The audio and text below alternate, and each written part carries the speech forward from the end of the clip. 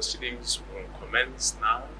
The Dean of the Faculty of Law, Professor Elsie B. Schoeman, will be doing an unveiling. She'll be accompanied by the former Dean, Professor Andre Borain, as well as the Director of the Center for Human Rights, Professor Franz Viljoen, as we dedicate this board to the late professor, because it was also his brainchild to have this type of a board in our faculty. So I'd like now to call on the Executive Dean, Professor Schoeman, as well as the former Dean, Professor Borain, and Professor Viljoen, the Director for the Center for Human Rights, to do the honors, please. Thank you, Professor Maimela. Good morning, good afternoon, good evening to everybody who is joining us from wherever you may be in the world on this live stream. It is my honor to unveil this doctoral board today. This was also one of Christof's dreams and projects, and this was advanced through several dean's offices. And today we have what we see here. There might be a number of you who will recognize your names on this board. It was Christof's intention that everyone who graduates with a doctorate from this Faculty of Law at the University of Pretoria, that person's name should be on this board. You will also notice how the names have changed. And of course, as the years went by, we attracted more students from the rest of the continent and also from the rest of the world. And so what you see here today is a remarkable collection of future scholars from all over the world. In order to maintain this board, you will see that we've already made provision for it to go up and up. And on the top of those empty sheets, we are going to hang that lovely picture of Professor Christof Heyns that you will see in the auditorium today. So eventually he will be looking down on all of these names, and I think that should give him immense pleasure and pride. So we are dedicating this doctoral board to Professor Christof Heyns, and it is my honor and privilege to do that dedication today. So to Professor Christof Heyns' memory and in his honor, I will now cut the ribbon.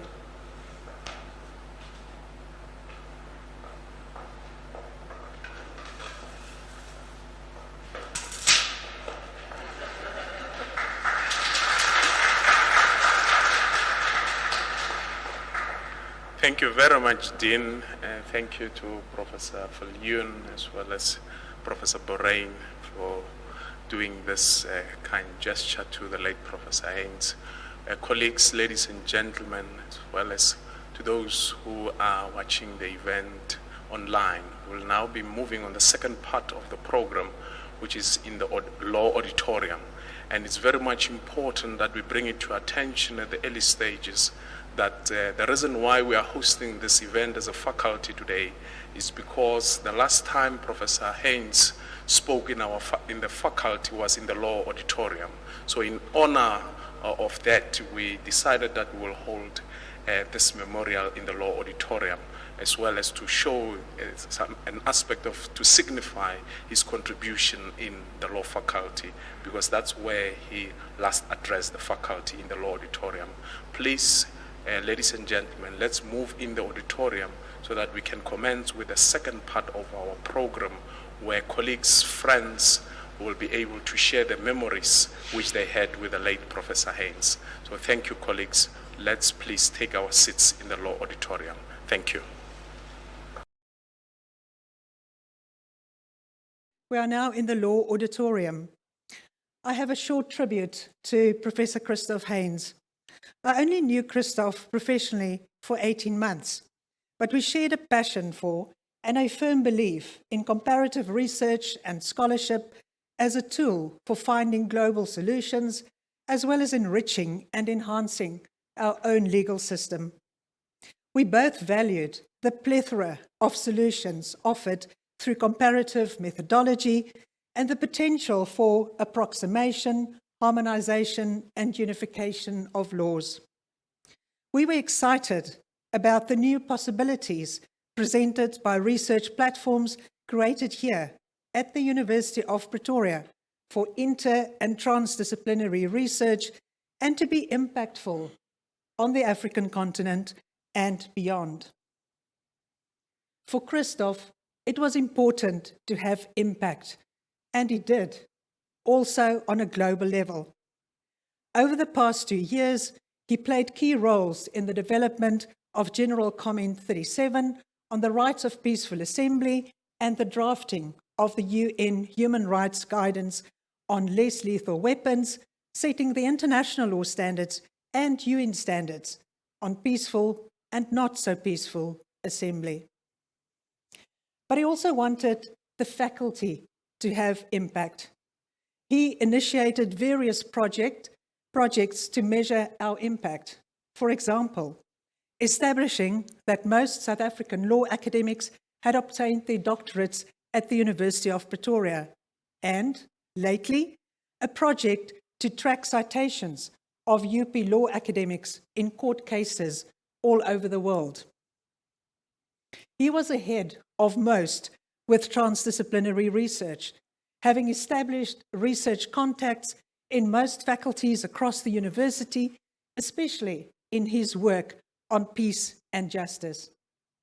His international network stretched far and wide, as is evident from all the messages of condolence we received.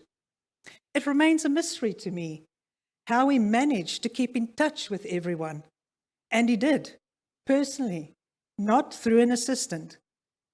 He was just about to embark on a new project, Peace in Our Cities, with no fewer than 22 international institutional partners. Christof lived life in a hurry. There was no time to waste. He could be impatient, especially when starting on a new project and things were not happening quickly enough. He wrote all his emails and WhatsApps in lowercase. I never asked him why. Perhaps because there was no time for capital letters? And yet, Christof always found time to talk to people, despite his busy life. He understood the importance of those more informal, personal bonds that underlie and strengthen professional relationships. This was one of his frustrations during lockdown. Virtual conferences did not provide those valuable and treasured opportunities to connect with people on a social level during coffee sessions, lunches, and dinners. We both became grandparents for the first time last year. That qualified me to receive videos of his grandson, and I reciprocated, shared pride and joy in our offspring. Christof also told me how this little new life trumped everything else and inspired him. We shared a love of music. During lockdown, we would share videos or lines from songs. Leonard Cohen's dark songs and sharp wit quickly became the perfect soundtrack to lockdown. There were also others, John Grant, Michelle Gurevich. We agreed that songwriters were like scholars. Not only did they have to write their own songs, they also had to perform them, in effect, publish them. As pointed out by other people in the past few weeks, Christof was a peacemaker. After a disagreement in a meeting, the email would come, often late at night, to open up the discussion and give everybody the opportunity to join again.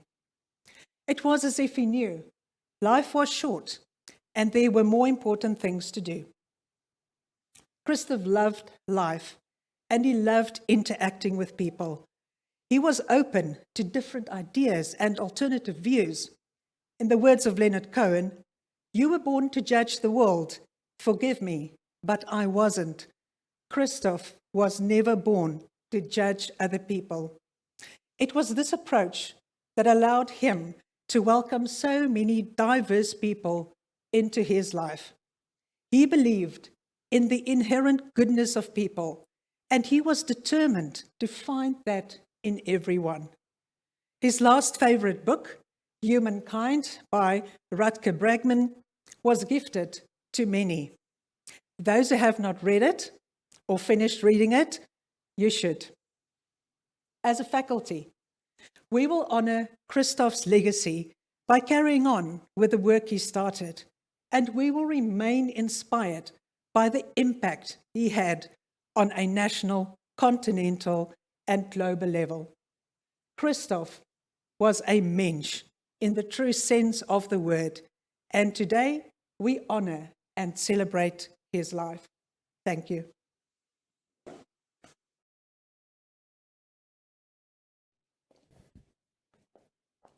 Thank you, Professor Schoeman, for your insightful speech outlining the journey which you traversed with Professor Heyns.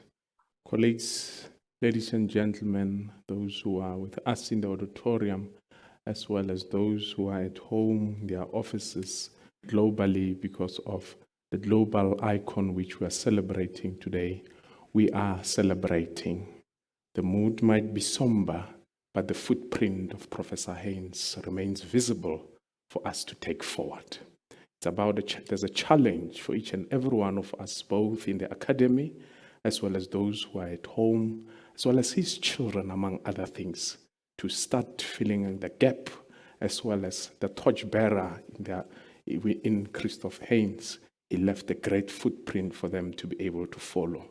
So we are challenged, you and I, as well in the Faculty of Law in particular, to take the legacy of this great giant forward, particularly as well as the students, to take the research projects which Professor Heyns stood for, particularly the aspect of human rights, which was very much dear and key to this great giant which we are celebrating today.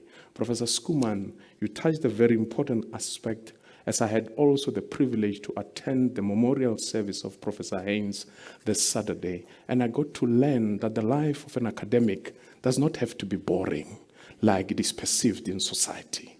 That a life of an academic, it can be balanced, both professional as well as personal life, to have a good time. Professor Heyns used to sing, played a nice guitar. We saw very wonderful pictures. And to me, that says to us who are still alive today and have an opportunity to see tomorrow. And with death, we need to remember that tomorrow is not guaranteed. And all of us, we are just mere mortals as we reflect and traverse the journey of life. But the life of Professor Heyns reminds me of a very important quotation which I carry with on a daily basis, that life is not a race, nor a destination, but rather a journey which you ought to enjoy the daily experiences. With those words said, I'd like to now call back the Dean to introduce our next speaker, who is the DVC academic, Professor Norman Duncan, who will be giving his address virtually. Professor Schoeman, over to you. Thank you, Professor Maimela. It is now my privilege to introduce to you Professor Norman Duncan. He is the DVC academic, and he was a very close friend of Christof as well as a colleague for many years. We are happy that we are able to give Professor Duncan an opportunity this morning to address us as well. He will be doing so virtually. So over to you, Professor Duncan. Thank you, Professor Schoeman. Professor Tawana Kupe, the Vice Chancellor and Principal of the University of Pretoria, of course, Dean of the Faculty of Law, Professor Elsbeth Schoeman, colleagues in the Faculty of Law, all other University of Pretoria colleagues, as well as colleagues from other institutions, friends, ladies and gentlemen. Firstly, allow me to express my sincere gratitude for the opportunity afforded me to participate in this event aimed at reflecting on, paying tribute to, and celebrating the life of Professor Christof Heyns. And of course, given the stature of Professor Heyns, I'm profoundly honored to present this eulogy.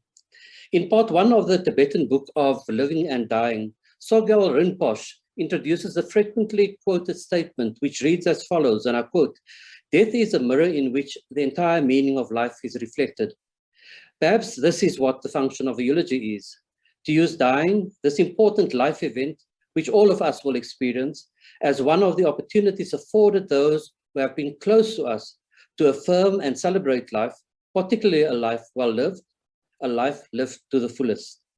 Reading Sogyal Rinpoche's statement certainly brings Christof's life, his life contributions, and the value of his contributions to society into vivid relief. Colleagues, ladies and gentlemen, let me indicate here that I will only speak of Christof's contributions to the University of Pretoria and broader society that I am familiar with. I'm sure that his very significant contributions that I will not speak of will be broached by others participating in this event. First, how did I come to know Christof Heyns? Well, many years ago, while I was still teaching at the University of Venda, I collaborated on various initiatives with someone who became a very close colleague and friend, namely Dr. Murray Hofmeyer. When we first met, I think we were working on a volume on race and racism at the time. Murray Hofmeyer spoke constantly of his close friend, Christof Heyns, and about his work for the Center for Human Rights and his inspiring work for the Southern African Student Volunteer Organization, SASVO, an organization that he had established. Murray impressed upon me that Christof was an academic that I simply had to meet. Well, as impressed as I was with Christof's academic work, I'd read some of it, and the various civic initiatives in which he was involved, a few years passed before I eventually had the opportunity to meet Christof. First, on a telephone call about the critical matter that was being debated at the University of Pretoria at that time, and at the time I was still at WITS. And then later, we met in person when I joined the University of Pretoria. When I first met Christof, I realized that Murray had not exaggerated. I realized that I was engaging with, first and foremost, a critical scholar of note. And of course, his extensive scholarly output, or rather his scholarly legacy, attests to this. In our first meeting, I also realized that above all, I was in conversation with a person with boundless energy for initiating new ventures aimed at improving the learning opportunities provided to our students, ventures aimed at advancing the interests of academia more broadly, as well as ventures involving international human rights and many other causes close to his heart. During the course of our friendship, Christof drew me into various initiatives in which he was involved, as he did with many others I know. For today's occasion, I single out 3 of these initiatives because of their significance to me and my work on the one hand, and what they illustrate about Christof, the scholar, academic activist, and benefactor on the other. The first of these initiatives relates to a task assigned to me by the university executive in 2016. At the time, various student formations made it known to the university that they were unhappy about the absence of a policy on homophobia at the University of Pretoria. I immediately approached Christof, given his background, for his assistance. In our subsequent discussions, we agreed that developing a policy dealing with homophobia, only with homophobia, and then to add it to the university's policy on racial discrimination would result in the university ending up with a patchwork of anti-discrimination policies. It was then agreed that we should rather develop an omnibus anti-discrimination policy that would address all forms of discrimination at UP. Professor Heyns immediately set to work on this project with the assistance of Professor Anton Kok and various others, including Pierre Brouard, and as well as Mary. The current UP anti-discrimination policy is a result of Christof's initial conceptualization and input. A second initiative in which I was involved with Christof is a reading group of sorts, and I'm sure that many of you had been involved in reading initiatives with Christof as well. I remember that Christof, from year to year, and the Dean had indicated this earlier, from year to year, he handed out books to all his friends and colleagues. The one year he had handed out a book written by Brynjolfsson and McCarthy. The book is The Second Machine Age. He handed out various books by Yuval Harari, and most recently, as Professor Schoeman had indicated, Humankind, written by Rutger Bregman. Importantly, however, Christof invited a few of his friends to have a discussion around the meaning of these books and what they signify to academia. It was Our discussions on the implications of the arguments proposed by Brynjolfsson and McCarthy, as well as Harari, that influenced many of my endeavors in relation to teaching and in relation to my teaching and learning portfolio at the University of Pretoria. Our discussion certainly inspired me to encourage a greater future directedness in our teaching and learning programs. The third initiative was an internship project aimed at offering UP students an opportunity to be exposed to the work of the AU, the UN, and metropolitan governance structures. Due to the COVID-19 pandemic, this initiative has not yet come to full fruition. I am, however, committed to lending whatever support I can to the realization of this venture in the year ahead. Of course, ladies and gentlemen, I'm keenly aware of Christof's many other important contributions to academia and society more broadly, including his contributions to the University of Pretoria in particular, first as the director of the Center for Human Rights, then as the Dean of the Faculty of Law, and most recently as the director of the Institute for International and Comparative Law in Africa, or ICLA. I'm also aware of, and here wish to acknowledge, his signally influential role in the African Human Rights Moot Court competition and his role in the establishment of the Nelson Mandela World Human Rights Moot Court competition and the South African National Schools Moot Court competition. Christof's exceptional and seminal contributions to human rights internationally have been written about extensively, and I will consequently not detail these at this point. Suffice it to state that, as Amnesty International recently put it, and I quote, Christof Heyns was a baobab in the human rights world, a giant in his field who fought hard for a just world, close quote. On a more personal note, with the passage of time, I also realized that Christof did not only care deeply for the issues that I've just mentioned, but that he also cared deeply about his family and friends.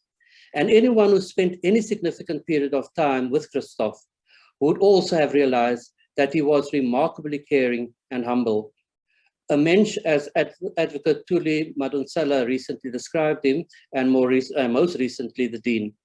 One of his former students, Patrick Eber, the current UNAIDS country director for the Central African Republic, recently said of Christof, and I quote, he was a thought leader who embodied the values of excellence with Ubuntu, close quote. As most of us know, especially those of us who work in the field of psychology, that authentically caring for others in the way that Christof did is very frequently reciprocated by a similar engagement on the part of those at whom his caring or this caring is directed. So those who knew Christof invariably cared deeply for him. Colleagues, ladies and gentlemen, this is meant to be a celebratory occasion. And while I fully agree with this laudable intention on the part of the Faculty of Law, it will be remiss of me if I do not also acknowledge that celebrating the life of Christof Heyns comes on the back of a sense of intense loss on the part of those who cared deeply for him, including his family and close friends. And it is in acknowledgement of this sense of loss, and perhaps in an effort to assuage it, that I wish to read a few lines from Maya Angelou's poem, When Great Trees Fall. Earlier, I had quoted Amnesty International's reference to Christof as a baobab tree. It was when I read this quote that I was reminded of Angelou's poem, When Great Trees Fall. Colleagues, ladies and gentlemen, I will read from the first, second, and fourth stanzas of the poem by way of concluding my tribute. When Great Trees Fall by Maya Angelou. When great trees fall, rocks on distant hills shudder. When great souls die, the air around us becomes light, rare, sterile. We breathe briefly. Our eyes briefly see with a hurtful clarity. Our memory, suddenly sharpened, examines, gnaws on kind words unsaid, promised walks never taken. And when great souls die, after a period, peace blooms, slowly and always irregularly. Spaces fall with a kind of soothing electric vibration. Our senses, restored, never to be the same, whisper to us, they existed, they existed. We can be and be better, for they existed. Colleagues, ladies and gentlemen, with your indulgence, I want to adapt the last line in the poem as follows for this occasion. And I quote, "People like Christof Heyns existed. They existed. We can be and be better, for people like Christof Heyns existed." Colleagues, ladies and gentlemen, I thank you for your attention.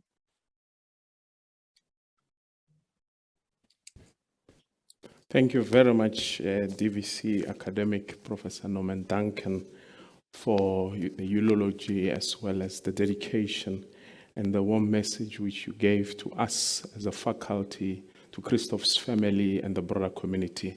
But also in your address, you are highlighting the important role which academics played, and we see it with the work of Professor Heyns, that we do not only scream and shout in the classrooms and where students only complain about our work as to how difficult the test is. But the real work of an academic is to contribute significantly to society and make society a better world. And we see it outlined in the work of Professor Heyns, and hence the outpouring messages which we received from a number of stakeholders in society, not only in the academic sphere. And colleagues, we also remember, based on the contribution made by Professor Heyns, and as one would quote that the poem by Maya Angelou, which she wrote after Nelson Mandela's passing, that his day is done, is done. But as a faculty, we cannot say that due to the immense contribution Professor Heyns has made, as well as the vast contribution, bearing in mind the solid foundation which he has laid in his scholarly work and contribution as a peacemaker. For us as a faculty and as colleagues, we can say firmly that is a beginning of a new era, and take the projects which Professor Heyns has laid for us forward as we continue with our journey of life, because our journey of life is not guaranteed. Thank you, DVC, once more for your message. We truly appreciate the message. Colleagues, now we move to our agenda, our program rather. I'm used to agendas, meetings and meetings. You are being programmed when you attend lots of meetings. Apologies for that. But colleagues, friends, family, now please allow us to go to our program, where now we'll be doing the eulogy circle. The first circle, I would like to now call the participants who will be sitting on my left for us to be able to engage as well as to reflect with us. As I call them, I call in the Director for the Center for Human Rights, Professor Frans Viljoen, to the circle. I call upon Professor Dire Clady from ITLA to join. I call on Professor Charles Fombat, who will be joining virtually. I also call upon Professor Fombat is a senior professor in the Center for Human Rights. I also call upon Dr. Danny Bradlaugh, who will be joining virtually. He's the Sachi chair in our faculty. He will be joining us virtually. Colleagues have 25 minutes to give a reflection on the journey they've traversed with the late Professor Heyns. I will hand over to the moderator, and I will give a sign that around 12 they should sum up their reflections. Professor Frans Viljoen, over to you, sir.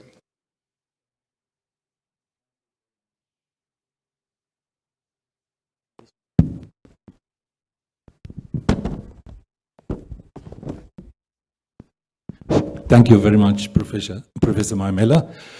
Yes, indeed, as others have said, it is a moment of sadness and awareness of loss that brings us here, but certainly also a feeling of great solidarity for the many of us who miss Christof in immeasurable ways. We think of that, but we also, I think, for myself, find great solace in the knowledge that what we do, particularly at the center, and what many of us do, is a continuation of Christof's manifold legacy. I think what we know is that Christof is an international icon. He has influenced people, institutions across the world. But he did so essentially from here. he was here at the University of Pretoria, the Faculty of Law, at the Center for Human Rights. And I think he was, in a sense, a homebody. It was the security, the solidity of this rootedness that, in part, helped Christof, gave him strength. He drew from that. At the University of Pretoria, he was instrumental, influential, pivotal in the establishment of the Center for Human Rights, the running of the center, the way in which the center grew over the years, but also after his deanship in the establishment of the Institute for International Comparative Law in Africa, ICLA, as we heard, and within the center of the International Development Law Unit, IDLU. And in a sense, for all of us, these are, in a sense, close cousins, brothers and sisters, part of a family. So I have heard many metaphors being used for Christof: baobab, lion, giant, and all of those are very, very apt. But I have one of my own, and that is magnet. I think if one encountered Christof, it was as if his magnetism, not deliberate, but almost automatically just pulled you in as a person, made you part, made you feel that you belong there, that you were part of his mission plan and his presence. And I think the members of our panel, each of them would also, in a sense, have been drawn to the University of Pretoria, to the positions that they hold today. And I ask, perhaps starting with Professor Bradlow, with Danny, to just reflect a little bit on how it is that Christof also influenced you in the sense of drawing you to the position, to IDLU, where you are today. Danny, if we may hear from you, please. Thank you, Frans. Can you hear me? Yes, please proceed. Thanks. Well, the short answer is I keep saying I'm in South Africa and I'm at the University of Pretoria because of Christof. I met him at a conference in Addis of the African International Law Society many years ago. And at the time, I was looking to develop cooperations between American University, where I was teaching at the time, and a university in South Africa. And I hadn't had any success with any of the universities that I had spoken to. And the minute that I raised this with Christof, it was as if all sorts of possibilities, both for me and for my colleagues at American University, opened up. And it was the beginning of a very fruitful relationship. And eventually, Christof came to me one day and said that the NRF was beginning a program to create some Saatchi chairs. And he thought that I should apply for one of those chairs, which I did. And that was responsible for getting me here. And it was, the reason I decided to do it was I thought it could be nothing better than coming to university where people like Christof were, where there would be the space to collaborate and have intellectual engagements with people like him. And that's proved to be the case since that time. So I have great gratitude and for Christof for bringing me here. And today want to celebrate his life rather than just mourn the loss, which I think will be something we'll continue doing for a long time.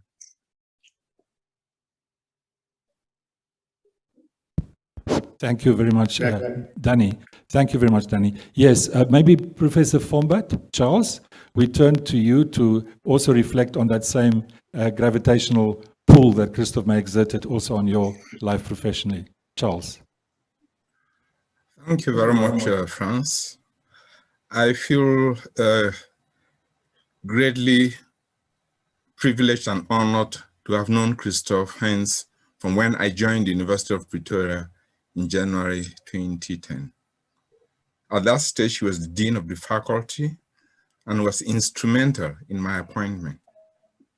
Before then, I had met Christof on 2 occasions when he was the director of the Center for Human Rights.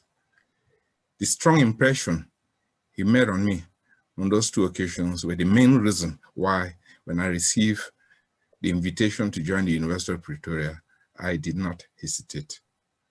Things only got better for me when I joined him at the Institute for International and Comparative Law in Africa. Thank you. Thank you very much, Charles, for sharing that with us. And then the same question, in a sense, goes to Professor Dira Tladi, who has also not only been a member, or is not only a member of the Department of Public Law, but also closely associated with ICLA. Over to you, Dira, please.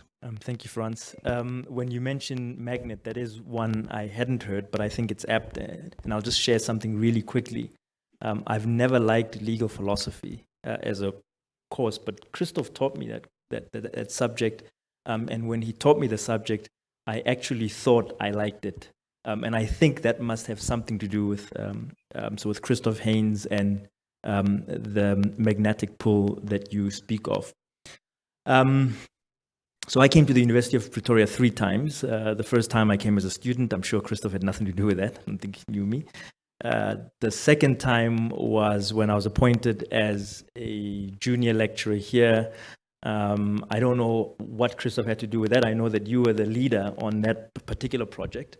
But the third time I came back to the University of Pretoria in 2014, many people played a leading role. The dean at the time, Andre, the head of department at the time, Peter Carstens, but actually nobody played a bigger role behind the scene.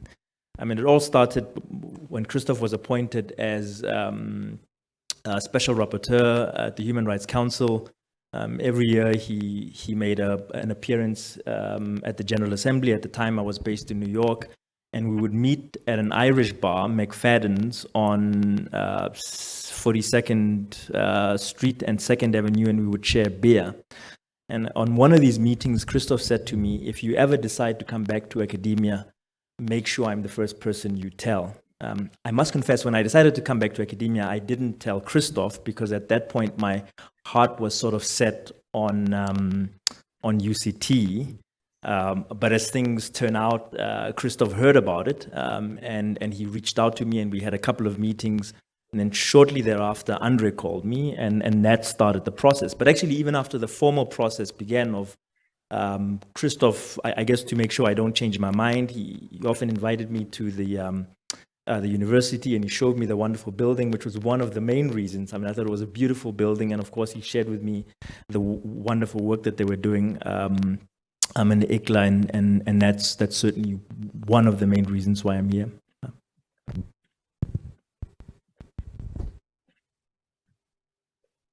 Thank you, Peter, for that. Move the microphones. Thank you, Deirdre, for that. Yes. So let us move then to his professional influence, the work that Christof did, and how he impacted with his work and working with us each in different ways.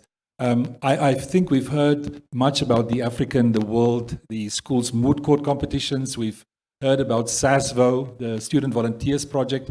I just like to add one to that, and that is the Integrated Bar Project. Very early on, Christof identified a project that brought senior law students, senior black law students, and created opportunities for them to do internships at South African law firms.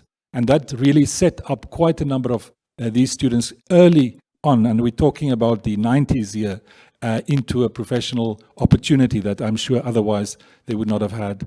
And the other one is the Pretoria University Law Press.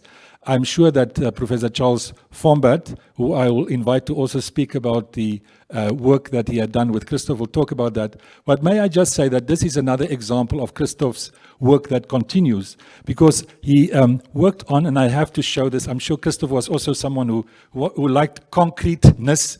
This is a book. You can look at it afterwards. It's a magnus opus. It's a doorstopper.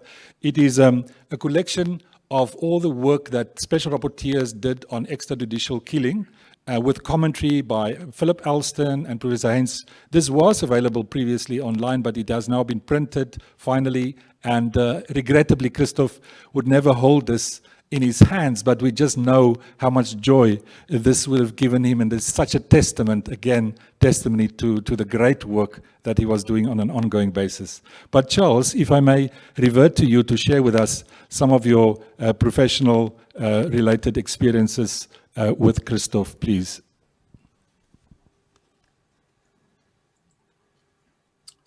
Thank you again, Franz. Christof and I worked together for 12 years on academic matters.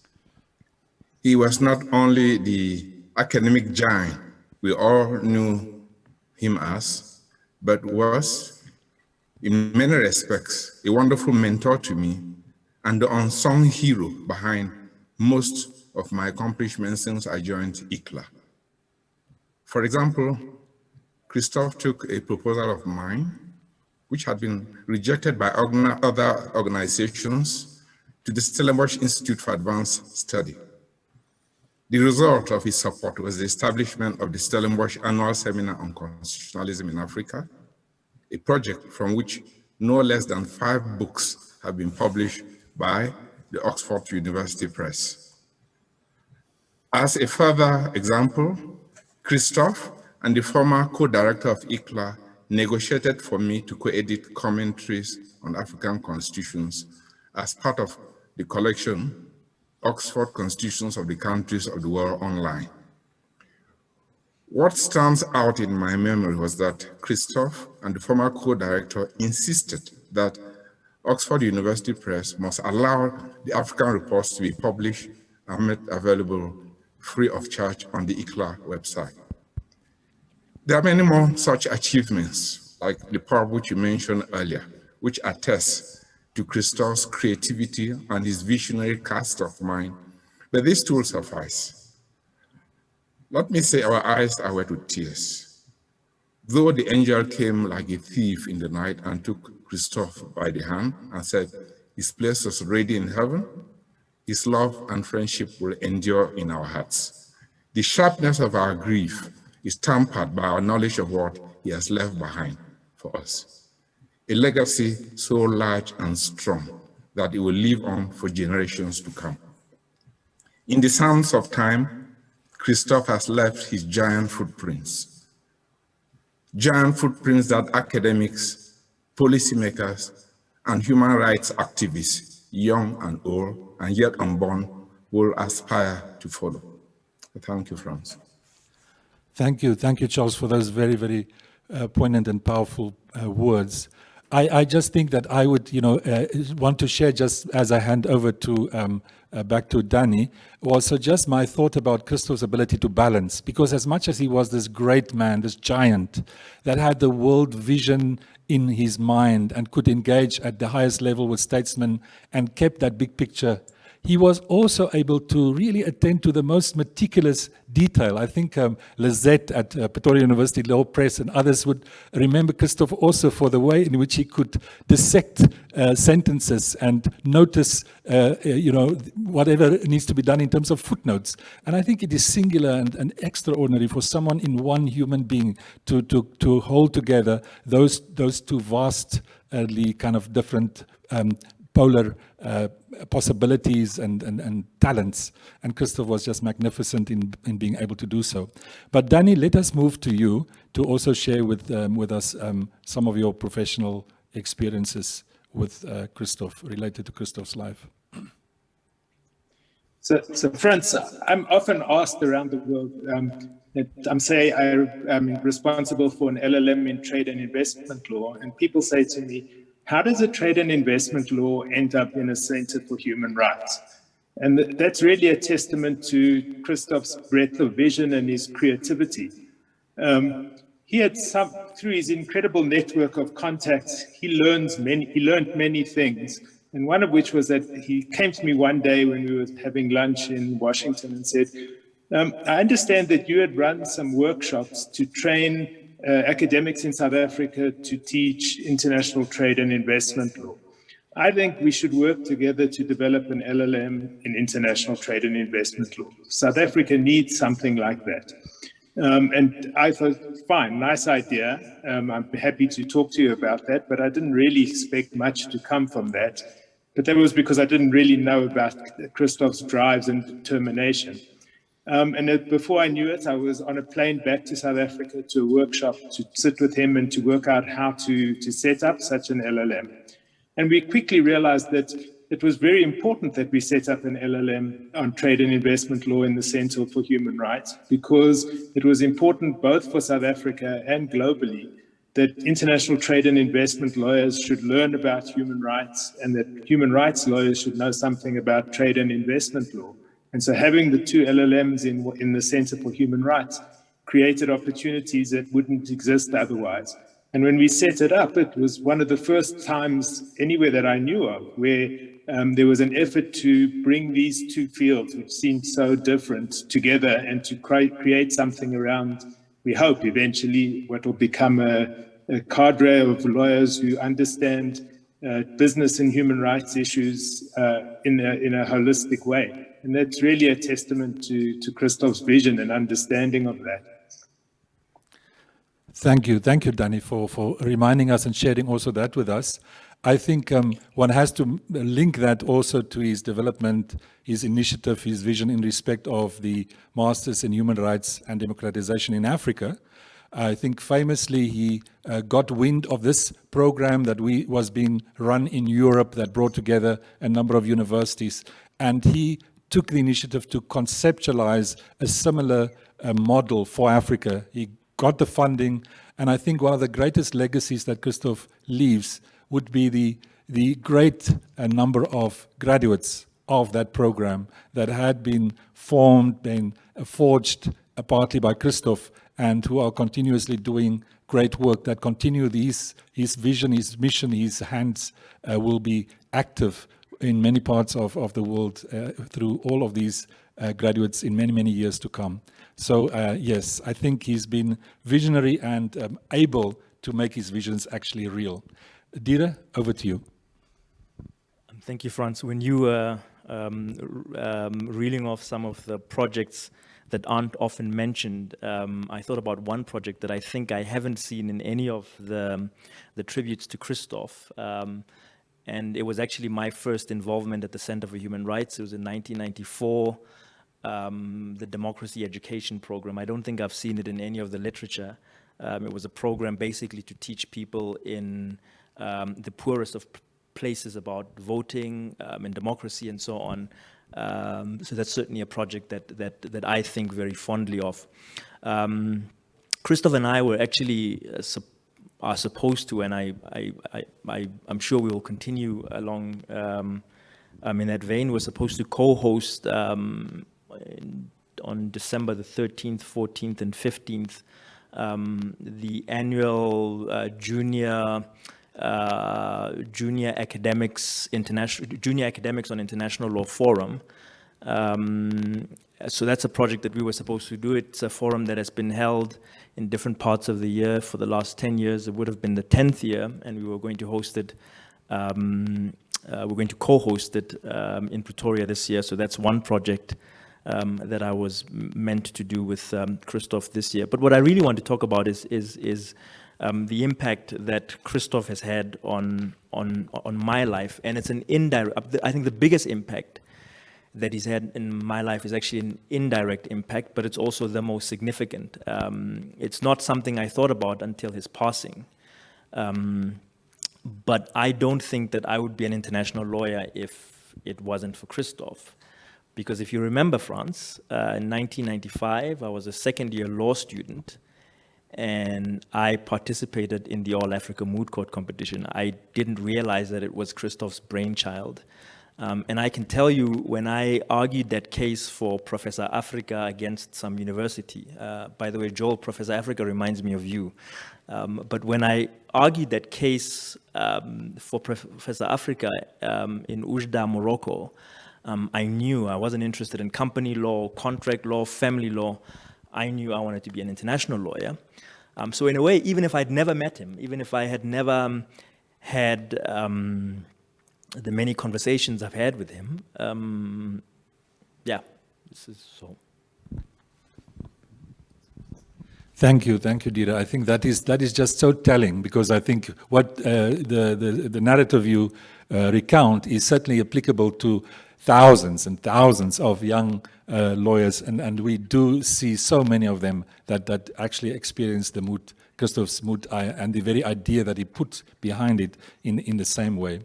So, Chief Moderator, I know we are running within time limits. I'm just going to go around and ask each of our panelists also to just give, at a more personal level, maybe beyond the professional, some pertinent reflections that maybe they have most fondly remembrance of as far as Christof is concerned. But permit me, before I do so, to just also read a few lines from Johan van der Westhuizen. Justice van der Westhuizen, as you know, was the founding director of the center. He's unable to be here today, but he said, Christof is one of the very few people with whom I could talk about matters that really mattered.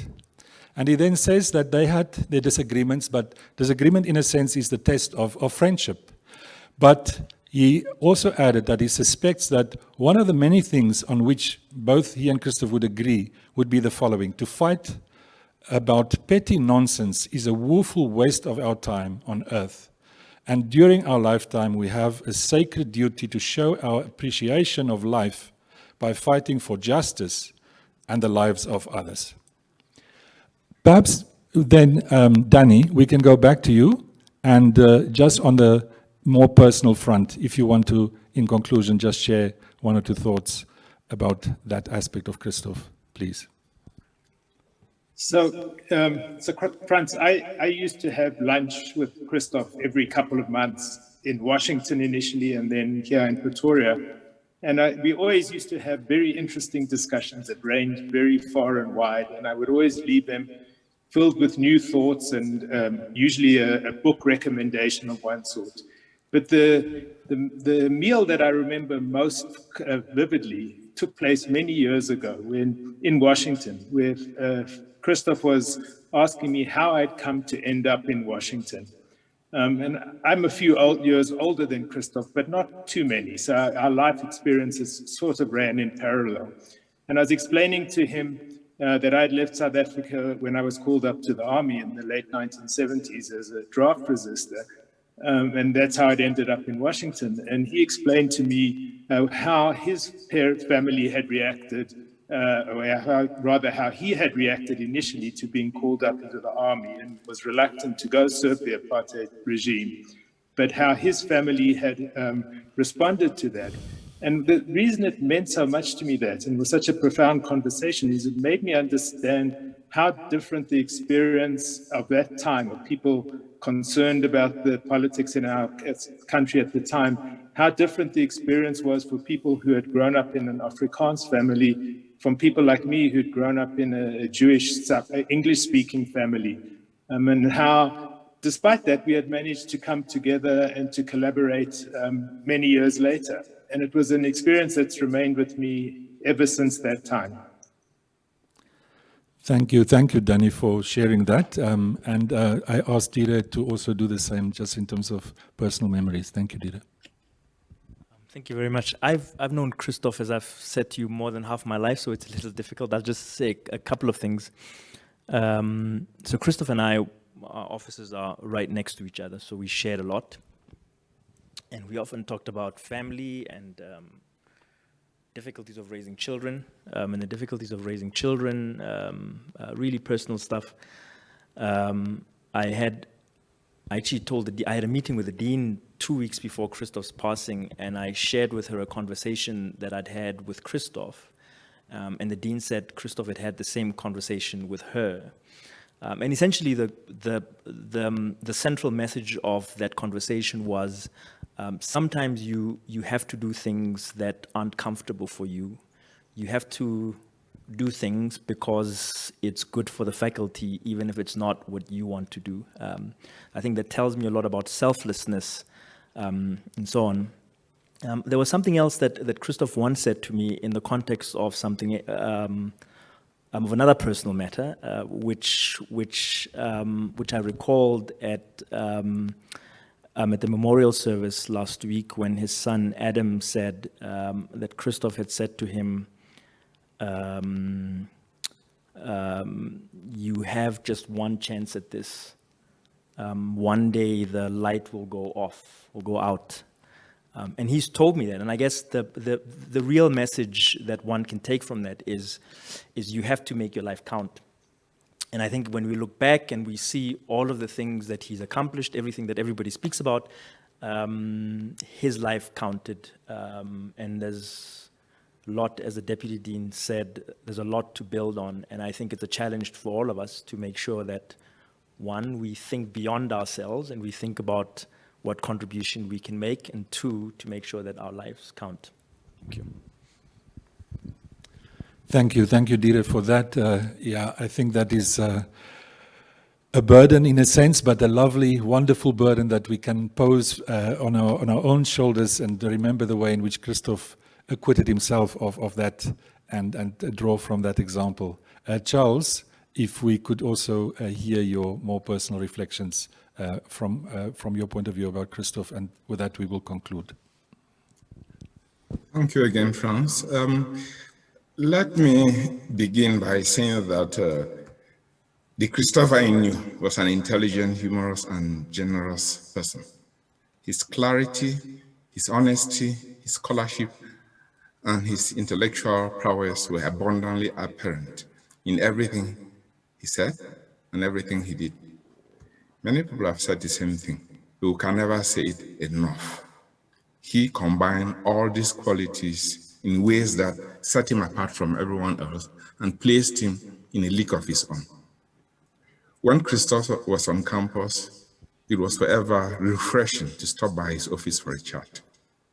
He always had that welcoming smile and a beautiful twinkle in his eye. He never stopped asking me how he could contribute to whatever I was doing. Talking to him as I passed his office every morning always energized me. I will sorely miss him and those inspiring moments. I also knew him as a hospitable family person. He never missed an opportunity to invite me to his home and to the warmth of his family.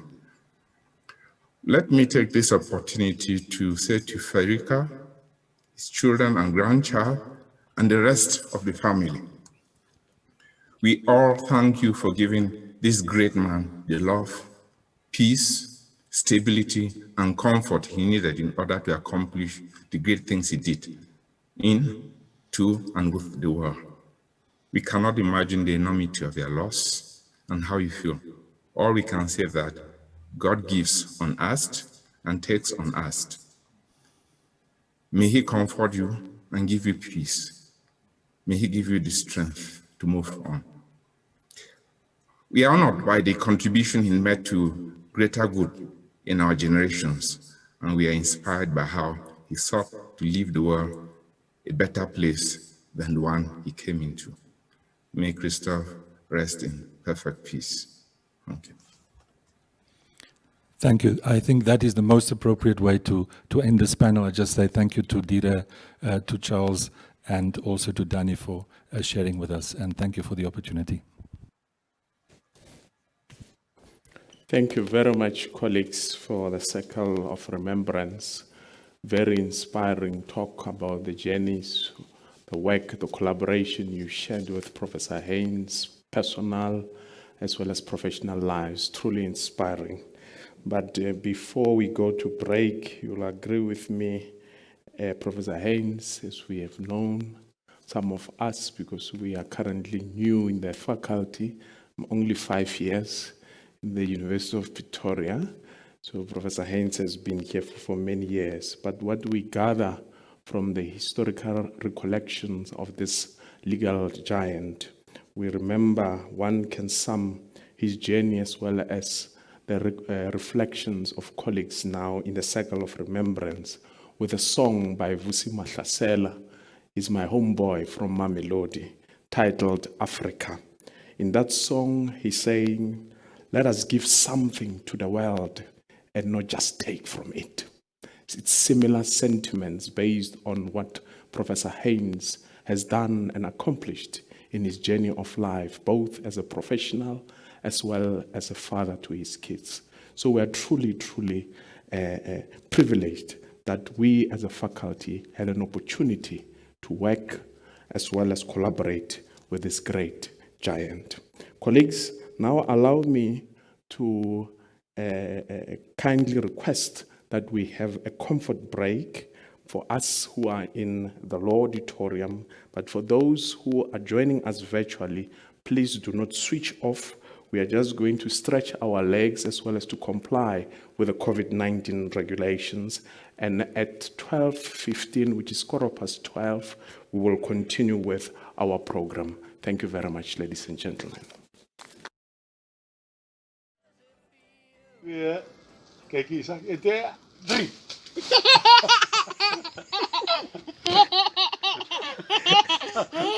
Nog enetjie, nog enetjie. Nog enetjie.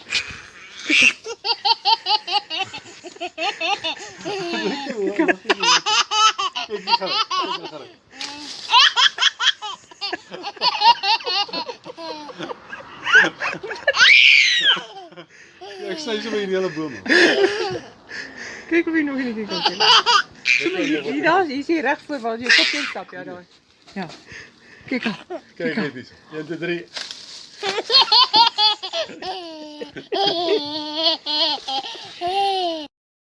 My name is Christof Heyns. I teach law at the University of Pretoria, but I have the opportunity of being at STIAS now. It's my second time, and I find this to be a place where one is really able to get the bigger picture. My research focuses on a number of things, including peaceful assemblies. So over the last 10 years, I had the opportunity of working for the United Nations. First as rapporteur on extrajudicial summary arbitrary executions, which includes the use of force by the police. And then in the last 4 years, I worked with the Human Rights Committee. I was a member of the committee. And in particular, in the committee, we drafted a new, what is called a general comment, that sets out what are the international standards on peaceful assembly. So I had the opportunity of presenting this year in STIAS. And we're in the process now of compiling a book for Oxford University Press on peaceful assemblies. Strangely enough, there is almost nothing that's comprehensive about the right to peaceful assembly. And so we're getting about 40 people together to write from the perspective of sociologists, from the perspective of law, psychology, political science, all these backgrounds about this phenomenon of peaceful assembly. And I find this to be very interesting for a number of reasons. Here at STIAS, there are people working on Gandhi, and Gandhi was, I think, a major force in establishing non-violent resistance as a strategy that people follow deliberately. For many centuries, people have gathered and have expressed themselves, but what happened at the beginning of the last century in South Africa is that Gandhi was able to persuade ordinary people to go out of their houses, and as a matter of strategy, a deliberate decision, we are now going to protest, or it will be next week or whatever the case will be, as a political tool. And that reverberated around the world, and people saw this as a new way of dealing with opposition to government. So one can either just live with it if you don't like what government does, or on the other extreme, people engage in violence. But now there's this sort of middle ground that has been developed and has really played a major role. And so what we do with this study is then to look at how peaceful assembly has played a role in the 20th century, of course, in South Africa, and in the fall of Soviet-style communism, and in the civil rights movement, and the Arab Spring, and so forth. And of course, more recently in Black Lives Matter, and even as we speak today, protests in South Africa, and of course in many other countries, Myanmar and Thailand and so on. And so now there's a new legal framework, the general comment, and there's also a guidance on less lethal weapons that in a way restated the law on peaceful assembly. But this is largely a legal document, or these two documents. And so what we're trying to do with the book is to understand better how this works, because a lot of effort goes into understanding how war works, for example, and that's important. But if one looks at the figures today, out of 10 people who die violent deaths, one of them is in a war situation. The other are outside of war situations, and many of them in situations where the excessive use of force by the police caused their death. So I think it's an understudied area, and of course the question is, how does one de-escalate the situation? How do you make sure that the way the police deal with the assembly itself, that does not escalate? But even before that, what is the environment within which people can engage in expressing themselves? So some countries have very strict regimes that you must ask for permission, and the problems start there. then they already don't want to do that, and it escalates right from the start. So what is what are the rules of engagement between on the one hand the authorities, on the other hand the public, when they engage in peaceful assembly? Because it's a very volatile situation that sometimes arises, and how can one make sure that this volatile situation is to some extent predictable in terms of what is acceptable and what is not acceptable? And that's what we hope the research will give more clarity on.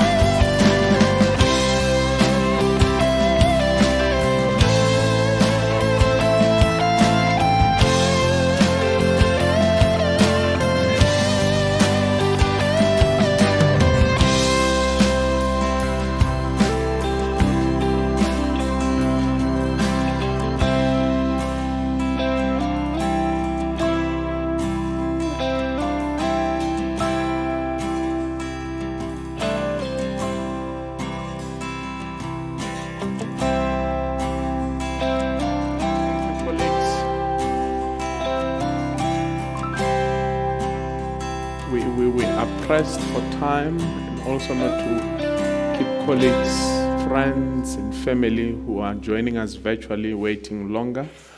Can we please resume with our program? And now, welcome, thank you, welcome back. Now we move to the second circle for remembrance. In this circle, I would like to invite Professor Andre Borain, former Dean, to please join the stage. I would also like to call upon Professor Anne Skelton. She'll be the moderator and she's a senior professor in private law. I would also like to call upon Professor Joel Mudiri, acting head jurisprudence, to also join colleagues on the street, on the stage. Colleagues on the stage, you have 25 minutes to also reflect on your journey which you traversed with Professor Heyns, both professionally as well as personally. Thank you, Professor Skelton. Over to you. Thank you very much, Professor Maimela. I've heard it said now from France today that Christof was a magnet, and I think that that is very true. But I also think that he was a propeller. He propelled people and projects upwards and forwards. He often gave people ideas, as we've heard from the previous circle. Why don't you do this project? Why don't you come to the University of Pretoria? Why don't you join me in a project? I'm the holder of the UNESCO Chair on Education Law in Africa, and this, in many ways, is Christof's doing. The UNESCO Chair was allocated to the University of Pretoria because of Christof's work, because of the work of the Centre for Human Rights as well. And when there was a long delay in the chair, chairholder being appointed because there was no money for the chair, so it had to be someone from inside the University of Pretoria. I was the Centre for Child Law. I was pretty busy. I didn't really think I had time to also take on the UNESCO chair. But I got one of those emails written in lowercase with no punctuation and no subject heading and so on that said, let me take you for lunch. And I had lunch with Christof, as many of us did, as we all have a story of one or many lunches with Christof, in which he managed to convince me that on top of everything that I was already doing, I should take on the UNESCO chair, and I did. And since then, I would say nobody could have foreseen that fees must fall was going to make education law such an incredibly popular subject. And so now I have no shortage of students that want to do their master's dissertations, doctoral dissertations, and we have a great undergraduate course on education law. And all of that really I do because Christof convinced me that I should. And I'm glad I did. I think this story shows how he propels people, ideas, projects forward. But it also shows us how he managed to have time to have lunch. And very often when I struggle with my work-life balance, lately I've been thinking, how did Christof do it? I just don't know. Because, you know, I know that I had a lovely picnic with him in Geneva, and he brought his boombox because there always has to be music. But I probably wouldn't have done that if he hadn't convinced me, you know, that I should take that time out. No, you can still read those things you've got to read tonight. Just come for lunch now because the sun is shining. And I'm going to try, one of the things that I'm going to try to do is to see if I can get my work-life balance a little bit better. He also had such a great sense of humor. He sent me a lot of meaningful WhatsApps, but also some quite funny ones. So the last one that he sent me, maybe he sent some of you the same one, was, it said, there are 3 things that are really difficult to say. One is, I'm sorry. The other is, I was wrong. And another one is, Worcestershire sauce. So he's many things to many people, a lot of different experiences. And I'm turning to you, Andre Berain. He was the dean when you were a senior professor in the faculty. And then you took over from him and you became the dean whilst he was a senior professional in the faculty. Please share with us some of your experiences of working with Christof, our colleague. And yes, first and foremost, I can attest to all the wonderful things that have been said about Christof because I experienced it firsthand. In fact, Christof and I were both junior staff members way back. So we've walked the walk over many years in this faculty. And yes, Christof excelled in many ways. He was the director of the center. He was the dean. I served under his direction when he was the dean. I was the HOD of the Department of Procedural Law at that point in time. And then, of course, he later also became the director of ICLA. Now, apart from being a magnet and propelling other people, etc., Christof was also a rainmaker. The one thing that I figured out quite early on when meeting with him and discussing things with him is he was not only a dreamer. I mean, it's good to be a dreamer, and some people dream and they have wonderful ideas and so on, but they can't put them into action.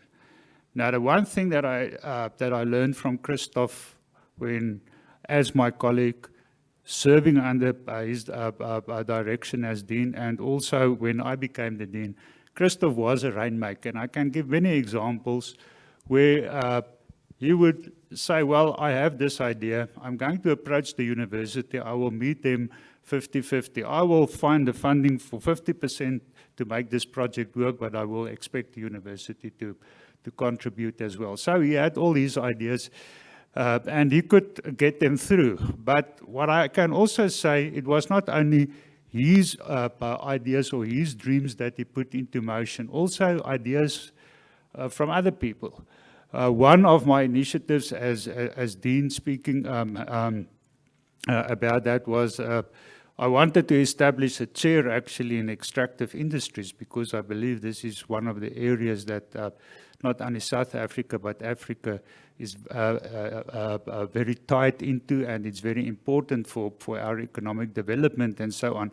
But the big issue was to get the funding. Now, we could not immediately get the funding for a chair in that particular area, but Christof went out and he found the funder to put up the master's program in extractive industries, and in fact, we were still working towards finding funding to establish a chair in that particular area as well. But that is but one of many examples that I can name at this occasion in his honor. And I just want to say also for the younger staff members, this is very important, that you must have ideas and so on, and you must dream and you must think, etc. But in the end, it's very important to follow through and to get the means to make it work. And Christof could do exactly that. And he set a wonderful example. Yes, I think he was a dreamer who did his dreams. Joel, do you remember that at the faculty festival, Christof's band used to play "We Don't Need No Education," and the students always really enjoyed it a lot. It wasn't always that wonderfully done, but you know, we'd had a few glasses of wine by then, so it wasn't too bad. But I think his spirit around that band and the whole idea of the faculty festival actually was, of course, Christof's idea, that he would give an opportunity for law students to showcase what they could do that wasn't about law. You know, trying to draw out the whole person in each student. And I think he was actually a great educator, so he didn't really believe in "we don't need no education," but he also understood that education could take many different forms. So what are some of your reflections about your interactions with Christof that show those thoughts and ideas? I think this mic works. Yes, I mean, I knew Christof as my dean first and foremost. He's the only dean I did not bother. I was too young then. Christof, when we first met him, in fact, we had formed a group of students who were really concerned about the first and second year curriculum at the time.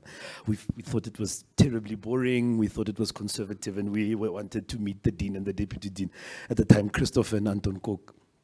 And I was just struck by his openness to, I'd seen the pictures, I knew the name is Christof Hendrik Heyns, and I thought, oh my goodness, it's going to be a problem. And I just remember the disarming charm of Christof and the openness. And I think we spent about 3 hours in his office. This is as first years, really talking about the curriculum and talking about law and talking about what would be possible for the law faculty. And he mentioned the faculty festival as one of the ways to start opening up another idea of law and the faculty. And at that point, I also discovered that he had taught jurisprudence and legal philosophy, which I also taught. So that's where my relationship with Christof really started.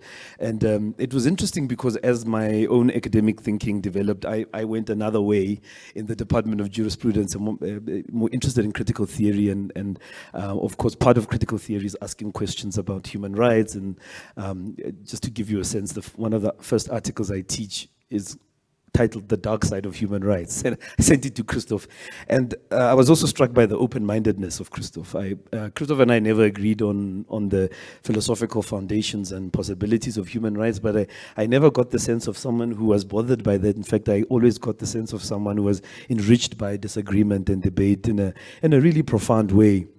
I'd run into Christof at the exclusive books, actually. That's one of my most compelling memories about him. And he would find me there, or I would have bought my own books, and he would want to see what I bought, and he would go back in to buy them if he was interested in them, and we'd sit there. One of the things you mentioned is the fact that Christof did so many things, but also had so much time to just sit with you for 30 minutes, or you could walk into his office at IGLA and he would put aside what he was doing and have a discussion about faculty issues or human rights issues or whatever the case was. So I was moved by Christof's commitment to the intellectual project and the academic project of the university. Despite our disagreements about what human rights can and cannot do in the world, and about the relationship between theory and practice in the teaching of human rights and in social change and social reform, it was in fact Christof who put me in touch with people at the United Nations, and I saw that as a very cheeky challenge on his part, that I translate some of the theoretical work that we do into actual policy and impactful work. So despite our many disagreements over the years, philosophical, theoretical disagreements, Christof was very invested in my career. He would always check on me. He'd always refer people to me. But true to the humility and the care that people have indicated about Christof, sometimes I would not know. I would arrive at a place where I'd been invited and I'd been flown there and so forth. And I'd ask, how did you know about me? I thought it was my own brilliance that led me there, but it seems that Christof always had a hidden hand in those kinds of things. And someone would say, oh no, Christof has been telling us about you for the past 5 years and we've been following your career with great interest. So the indelible mark of Christof is just so multifaceted, because of the many ways that he's touched our careers. And certainly my first time at the UN and my relationship now with a number of global institutions and the South African Human Rights Commission was entirely Christof's doing. And that also shows you how much people trust him, because they might ask some questions. So yeah, Christof's intellectual commitments were the most moving for me. The one wrong prophecy, the one most dangerous of his prophecies, was when he said that one day I will be the dean of the faculty, and that's a dangerous idea. Well, many of his ideas came through, so we'll have to see. You know, Christof was a rebel when he was young. And something that he and I used to talk about was the fact that, because I was also a rebel, we both said that we were lucky to find human rights because it's a kind of respectable way of being rebellious. And both of us were able to channel our rather pointless rebelliousness as late teenagers and early adults into, you know, something more useful. We also admitted to one another that neither of us were very impressive undergraduate scholars. We were both, you know, down there in the sort of 60s, and both wondered whether we would actually make it into the master's programs these days. And that helped us also to think about the fact that you've got to create space for students who are struggling, students who are battling to pay their fees, students who are finding it difficult to get to lectures because they have social engagements that are so important. You know, so we did kind of spend time, I think, reflecting on that and on how all of that can ultimately be channeled well if one has the right guidance on that issue. So Andre, you knew of those of us on the panel here, you certainly knew Christof the longest, and I'm sure that you and he counted one another as being close friends. And you also had parallel experiences in your families that would have brought you together as well. So would you like to share some of those thoughts and experiences with us? Yeah, just for me, it's Christof and I shared quite a number of interests. And as you indicated, we also shared certain other matters that I'm not going to talk about. But what I can say is both of us loved sort of words, and also the humor that you pick up, the unexpected humor that you pick up in conversations, in reading and so on. And we shared many. I still recall he came to me the one day and he said, well, there's a new album out of one of his favorite Afrikaans musicians, Valiant Swart. And he said, look what the man is saying here. Now I'm going to use the Afrikaans term, and you can't really translate it to convey the same meaning, but he said, the guy writes, ek is van mening, whiskey proe soos heuning. So these little things we always shared and so on. And I also recall when I attended his 60th birthday 2 years ago, and he opened his speech with a twinkle in the eye, and he referred to his mother, who's still alive. She's in her 90s already. And he said, well, today my mother and I share the same status. We're both senior citizens now. So Christof was a fun-loving, humorous person. And apart from that, he was a very sincere person. So I sensed that, yes, we had fun together. We went out on mountain bike trips long time ago. Some of the older generation in the faculty will still remember. He was driving around in a blue Willys Jeep a long time ago, so we would go with the Jeep here to Klapperkop, and we would go and do some mountain bike trips there. And I also once or twice accompanied him on his famous walks here on the Proefplaas. And the thing is, yes, it was fun and everything, but there was always a serious discussion of some sorts. And the other thing, I think many people can attest to that, Christof, he took his work as a hobby, and they say the quickest way to go on a lifelong vacation is actually if your work can become fun and a hobby, and that is exactly what Christof did. So his work and his fun were intertwined. It was a mix. So we would, many of us, we know the lunches, the breakfasts, etc. And yes, we would have some discussions, etc., but in the end, it would always turn to some serious discussion of some sorts as well.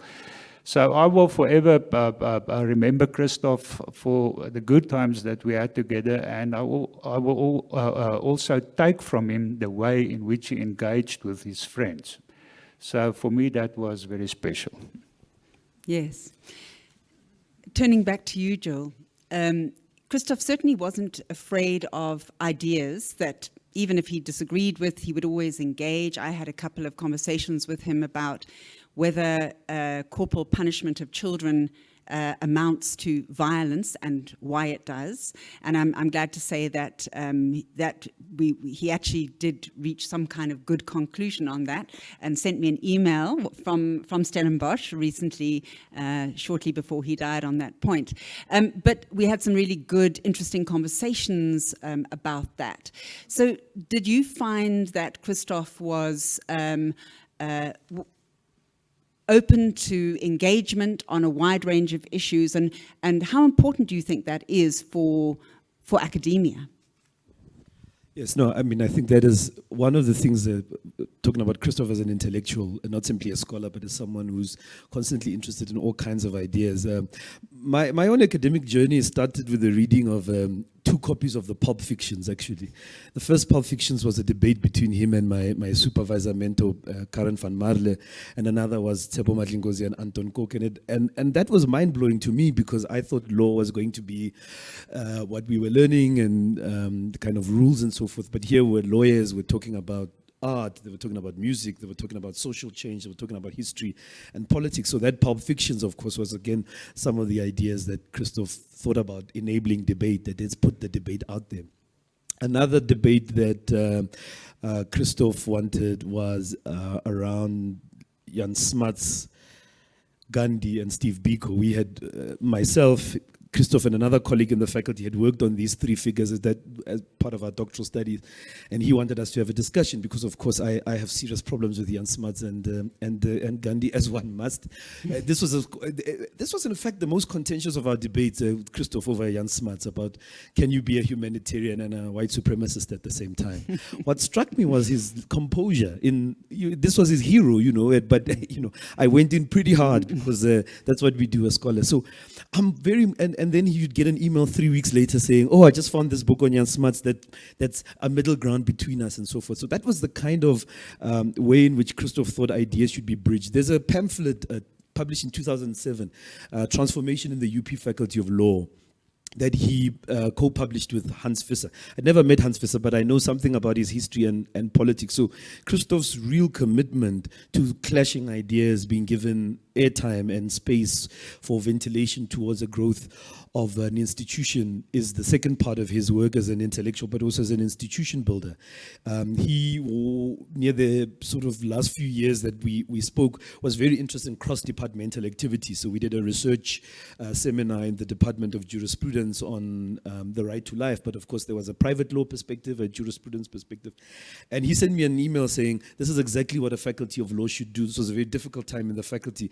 And his thing was not to get into that, but to actually get people doing productive academic exchange and debate, because I think he thought and knew that we would come to a greater respect for each other if we listen to each other's thoughts and realize, maybe this person's not that bad. They read and they, so yeah, there's a lot I can say about Christof's commitment to debate as a way of enriching the life of an academic institution, and his understanding that we can only get better by encountering difficult intellectual frameworks and intellectual ideas. He was also very clear about where he stood, so he did not, bend easily. And so when he conceded, you knew that you had actually convinced someone who's not actually easily convinced, and someone who thinks things through very carefully. That's one of the things I want to say about Christof, is his commitment to intellectual exchange and intellectual debate as the way in which you get an academic institution solidified and unified around common goals. The common goals of this faculty are going to be intellectual, sharing of ideas, getting to know each other, but also obviously always scaffolded by the social. One of the things I very seriously will inherit from Christof is the fact that this faculty must invest in good refreshments and catering. Yes, indeed. Well, that seems to be a good moment to draw this to a close. I think one of the things that I took away is Christof's absolute faith in young people, his intergenerational approach. And, he used to like to say, all the problems of the world can be solved through moot courts, and young people arguing moot courts is the way to go. So I think that we can look forward to a future of many generations of our students going forward, representing us on that global stage that he was such a big leader on, and he would be so proud to see them do it. Thank you. Colleagues, for those insights and the discussion reflecting on the journey which you had with the late Professor Heyns. Truly appreciated. Ladies and gentlemen, you would note that the colleagues just shared a number of very powerful words: propeller, magnet, rainmaker. I'm adding to that list, blesser of human rights. Without any further ado, ladies and gentlemen, because we are pressed for time and we only received 10 minutes from the diary of the VC of the University of Pretoria, Professor Tawana Kupe, without any further ado, I'd like to invite the Dean to please welcome as well as introduce the VC of the University of Pretoria, Professor Schoeman.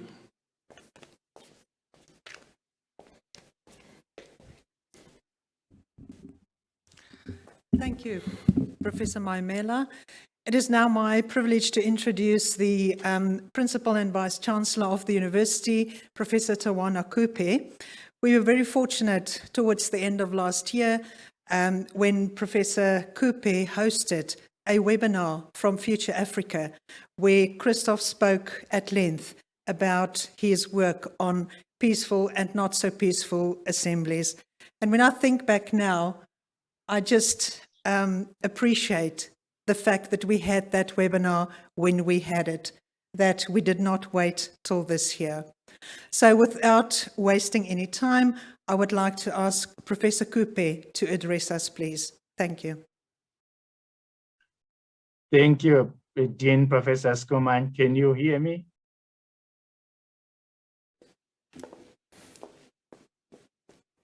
Thank you, Professor Yes, Schoeman. VC, we can hear you. Okay, thank you very much. Good afternoon, good evening, good morning, because people are listening from around the world to this celebration of Professor Christof Heyns' life. I speak here not simply because I'm the Vice Chancellor. I also got to know through, frankly, his own extension of his spirit of generosity to me when he turned down being renominated to the Human Rights Committee, he shared with me that decision because the minister had written to him and informed me that he would be taking more time for activities in the university in South Africa, on the continent, and his family. And then he said also he was prepared to help me and work with me.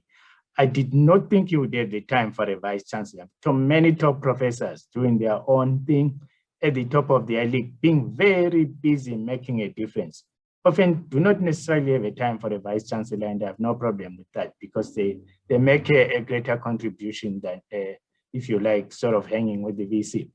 So we agreed that he would come and meet, and we sat in my office and we discussed the things that he could assist me with. And from thence on, we were fairly close, I would say, and I asked for his advice on a number of things, of course, some of them on a fairly confidential basis.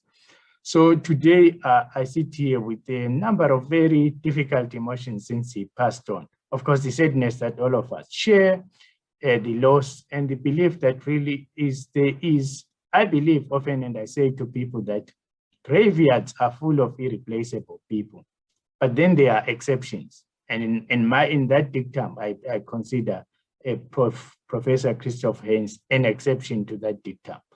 Also, I mean, as I said, I sit here not talking as a vice chancellor, but also somebody who got to know and somebody who's fighting a number of conflicting emotions and feelings. On the one hand, I celebrate his life. I see his legacy. It will not die, but I feel the deep sense of loss and the gap that he has left. As a human being, also often sometimes, things happen at the same time that are conflicting. On the one hand, as a person and just as a human being, I might be sitting with an emotion here where I think I met someone who might be a significant other and there is joy, but here I've lost a very dear person who I think is an intellectual giant, a Pan-African, cosmopolitan, global activist, and so that is life. And Christof had gifted me, by the way, the book, The Humanist, and we exchanged a few text messages on it. He said he couldn't draw, that is on the 1st of February. He said he couldn't put the book down. It was interesting. He thought, though he wasn't sure he agreed with some of the things, and we had agreed to discuss it. But those were my off-the-cuff remarks, if you like, at the beginning of this celebration, commemoration, as well as the sadness that all hangs on us. Ever since we heard the shocking news of Professor Christof Heyns' untimely passing, tributes have poured in from every corner of the globe. Heartfelt eulogies from people whose lives were profoundly touched by what can only be accurately described as this giant of a man, this giant of a human being. He was greatly admired and respected, both for his contributions to the advancements of human rights around the world, as well as for his personal characteristics. A man of wisdom and humility, great warmth and generosity, and humor with a complete zest for life. I enjoyed listening to the family memoriam on Saturday, which I attended in person, because I saw the full-rounded nature of the man, some of it testimonies from his very direct family who have suffered this loss together with us. He was a colleague, teacher, mentor, and friend to so many at UP, and we'll all miss him terribly. Our deepest condolences go out to his wife, Erika, children, Renee, Philmemien, and Adam, and other family members. When reflecting on Christof's extraordinary accomplishments and character, I will refer to him as Christof from now on, as he often insisted on being called, even to those who cringed at the prospect of addressing him as anything but Prof. It is clear that he was a big person in every sense, a big man with a big intellect and a big heart. And yet there were so many little things that made up his deep humanity. People are full of big and little things. And as we reflect on his life and all that it has meant to so many, let us cherish the monumental and the minor. For together, they paint the picture of a person who could only inspire us all to be better versions of ourselves and to strive to leave the world a better place than we found it. Christof's father, Johan Heyns, an independent-minded and outspoken reformist, sowed a small seed of a worldview to his son, which Christof summarized as being this seed of love being about creating space for people, perhaps blossomed into Christof's huge passion for human rights, as he devoted his life to creating a better life for vulnerable people in South Africa, our continent, Africa, and around the world. For he was a global humanist. Just retired Deputy Chief Justice Dihang Moseneke said in his tribute that he personally knew Christof in the dark days of apartheid and colonialism. And like many others, he says, Christof opposed apartheid openly and embraced notions of an inclusive and socially just society.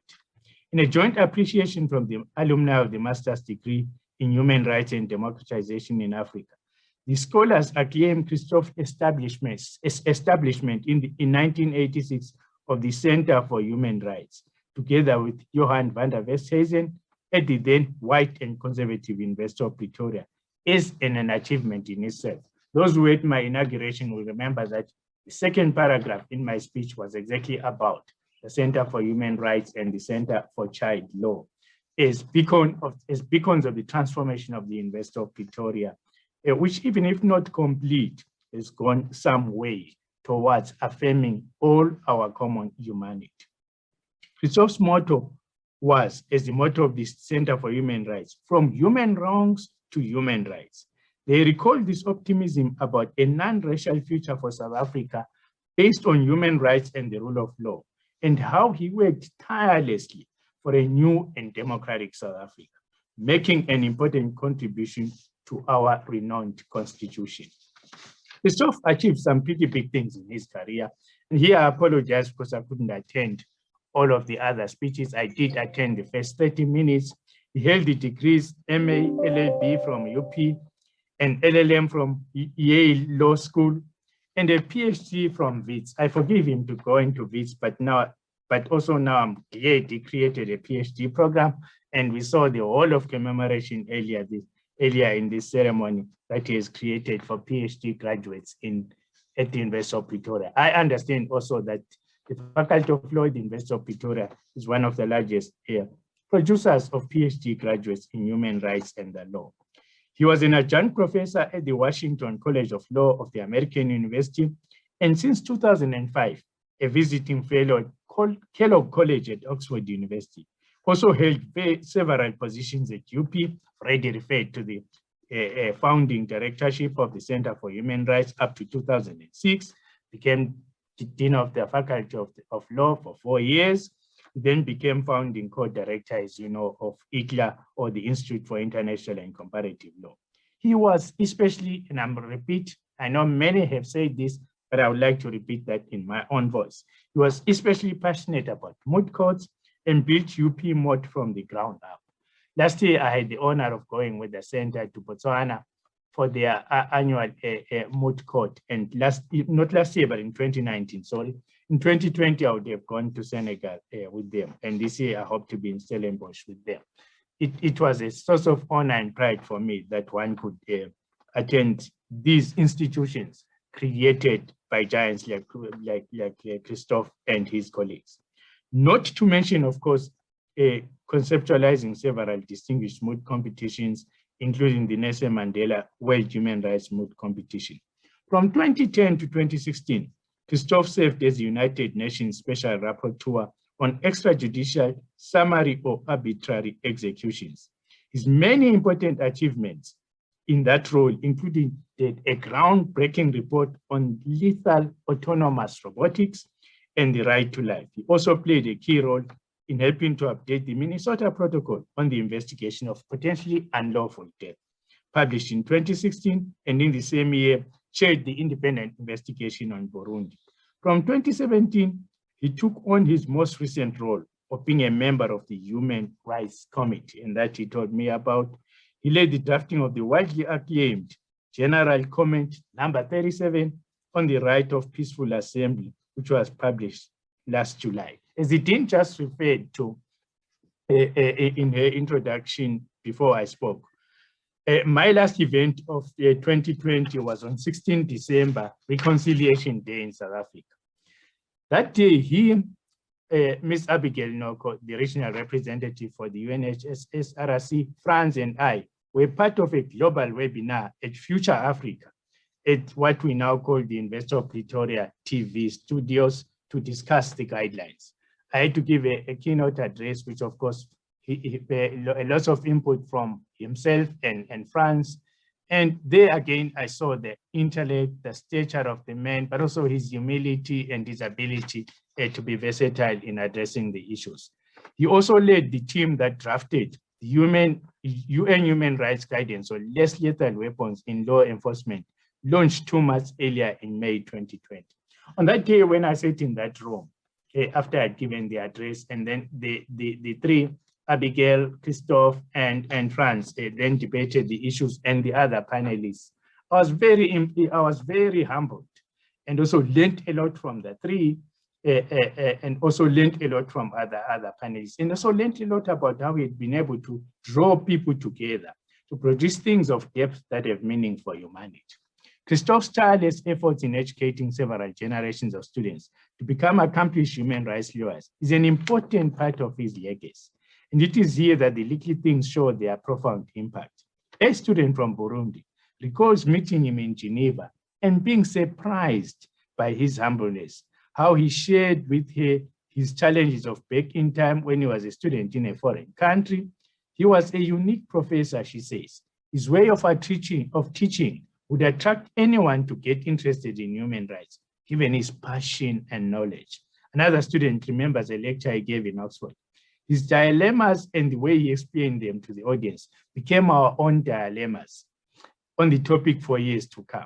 He was such good fun to be with, always ready to laugh with the next joke, the perfect host, and the list goes on.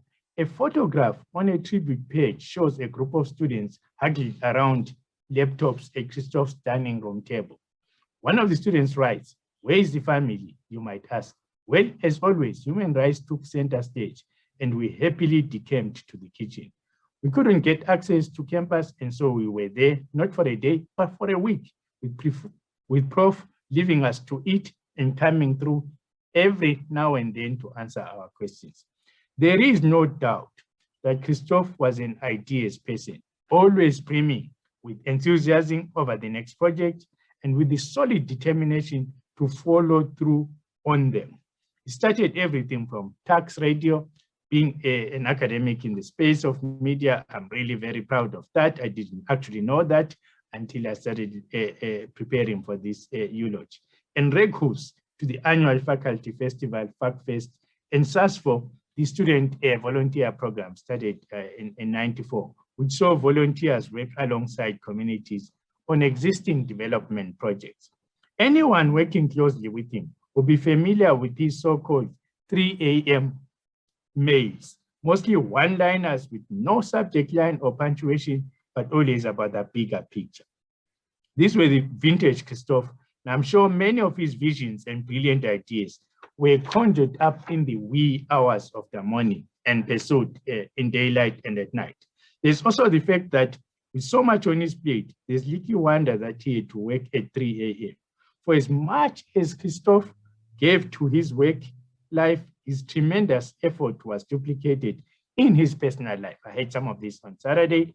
His love and investment in his family, his friends, that would include his band and his hobbies, the outdoors, and simply enjoying life. He was active and self-skied and mountain biked. He adored literature and music.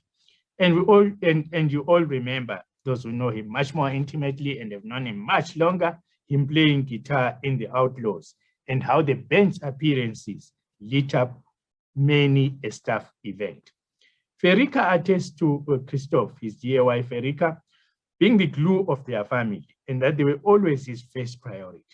He relished in becoming a grandfather this past year, and one of his last videos circulated was of little Isaac laughing gleefully every time Christof pruned a branch of a tree in his garden. The video was called "Why I Chopped Down My Entire Tree."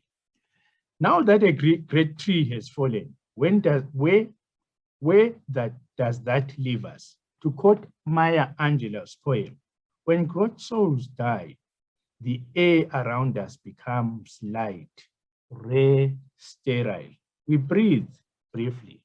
Our eyes briefly see with hateful clarity. As we mourn and reflect, we cannot but come back to the call of Christof's life and legacy. He was one of South Africa's greatest activists. And activism is always a rush and always urgent. Speaking after his father's tragic murder in 1994, Christof said that something like that makes you much more sensitive to the plight of others and aware of the limited time you have to make a difference. And he's a man who lives by making a decisive difference, I dare say almost every day. He said that his response was to throw himself into his work, that being creative offered an opportunity to try and make sense of a country which has so much of its people. The COVID-19 pandemic has heightened and exposed glaring income inequality in South Africa like never before. Millions live in desperate and undignified conditions. Globally, we face multiple disruptions and crises.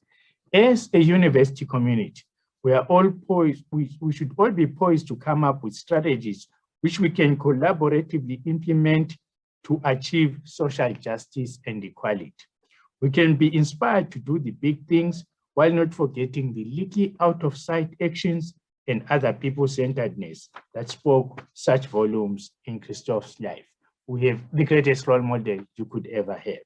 There's a paragraph in one of Christof's short stories published on LitNet, A Funeral at Still By, which reads, he feels the warmth of the old man's arm around his shoulders and then the pat on his back.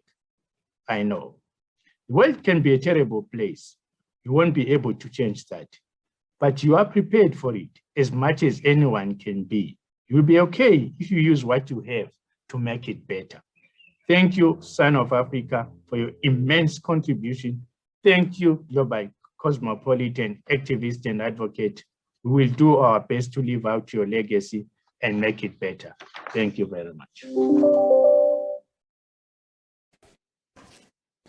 Thank you very much, Vice-Chancellor Professor Tawana Kupe, for your moving tribute in honor of the late Professor Heyns, and also to reaffirm to us as a faculty, the broader university community, society, and the international community about the footprint which this legal giant has really made and left behind. Us as young scholars will continue to fight the good cause in ensuring that human rights, transformation, among other things, are fully materialized based on the torchbearer which Professor Heyns has left with us. Colleagues, friends, members of the community and the family, it would be a great injustice if we celebrate the life of Professor Heyns and do not include a discussion on the side of students. Because students is what really drives Professor Heyns. And as you heard on the number of occasions from speaker to speaker, that he was very passionate about young people, in particular his brainchild pertaining to moot courts. Allow me now to call on the third circle of remembrance. The first person to be called to the stage is Miss Caroline Ngube. She's an alumni and former Letswalo, I beg your pardon. She's a former alumni of the faculty. The second person to join her is Nyambeni Davana. He's also an alumni as well as a muta. The third person to join is Geketso Homosoto, and she will also be serving as a moderator. The last person to join the circle is Khumulemo Sibeko, the current chairperson of Law House. Ladies and gentlemen, we are pressed for time, so we'll stick strictly to time for 25 minutes. Thank you, and over to you, moderator. Thank you very much. Thank you for giving us an opportunity to make some reflections from our side on our experience with Professor Christof Heyns. Maybe I should keep this a little bit further. I met Professor Heyns in 2009. I was 17 years old, and it was in this very room. I was competing in the school's moot court competition in high school. And I had gotten third place, and the prize for third place was a handshake with the dean of the Faculty of Law. So it was right over there where I met Christof Heyns for the very first time.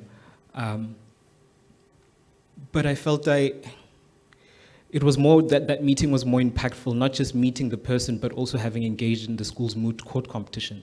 For me, that experience was the constitutive reason I decided to pursue law as a profession. After I was in grade 11 at the time, and after the moot competition, I went back to school where I was registered for a science route, and I deregistered all my subjects at grade 11. Of course, my parents thought I was crazy, and I just registered, subjects that I thought would help me become a better lawyer. And that's how important and how impactful the National Schools Moot Court competition is. I've seen it both with myself, and I've seen it with many other students and learners that I've worked with after my own experience, whose lives have been enriched and impacted positively just by the exposure of the school's moot court competition, but also many other moot competitions that Christof conceptualized and supported in many other ways, including the African Human Rights Moot Court, the World Moot Court, as well as the Jessup.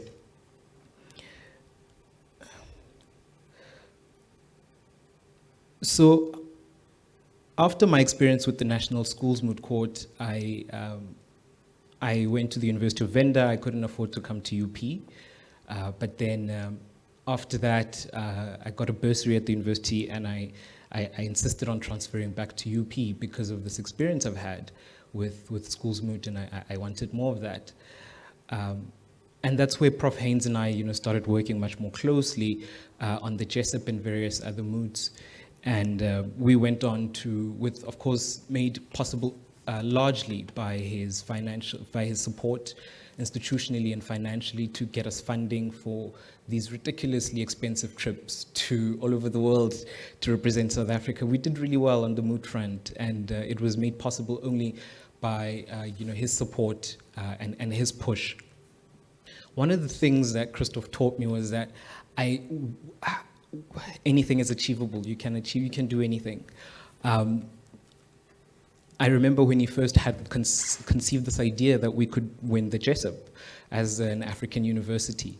And the last time that happened was in 2002, and I think in Prof. Dire's year as well. No. I think UP was second in Prof. Dire's year, yes. Christof thought we could do it, and we could do it again. And we came very close one year. We ended up 5th. And I never thought we could do it. As a boy who grew up in Tembisa, I never once thought that I could be good enough to compete with universities like Oxford, Yale. But Christof saw something in me that I perhaps wasn't able to see at the time. And that just exemplifies the kind of approach he had to students. But he also didn't expect me to be perfect, right? In 2015, I failed a module, and I lost my bursary. I dropped out, got a job, and 3 months later he found out, and he called me and said, "Rubbish, you absolutely have to come back and complete your LLB degree." And I wouldn't have been able, to complete in the time that I did my LLB degree, and likely wouldn't have been able to complete it anyway had it not been for his intervention. And for that I'm grateful, and for so much more after that as well. He invested tremendously in my development, in my career. My entire CV involves Christof in one way or the other. And he spoke to other people about me as well. And as a result, I got invited to the UN to address the UN on human rights, on the role of moot courts in advancing human rights. So for me personally, this is a deep, incalculable loss. And it's a deep loss for the student body in South Africa, and specifically at the University of Pretoria. And on that note, I want to turn to Caroline. Could you share with us some of your experiences with Christof? So I came in at the university in 2016. I was the first year. My dean was Prof. Borain, and he was a senior professor at the faculty. So when I was just elected into the Law House EC in 2018, I met him in the elevator, and he saw this blazer that I'm wearing now. He's like, "Do you know me and my friends started Law House in 1979? And I was like, eh? I was not born then. He's like, yes, we started it. It was a group of me and my friends. We decided that the academics in the faculty need to make sure that in order for it to be a faculty, it needs its students. And I was like, that was a great plan. And I'm very fortunate that I'm part of this thing that you started.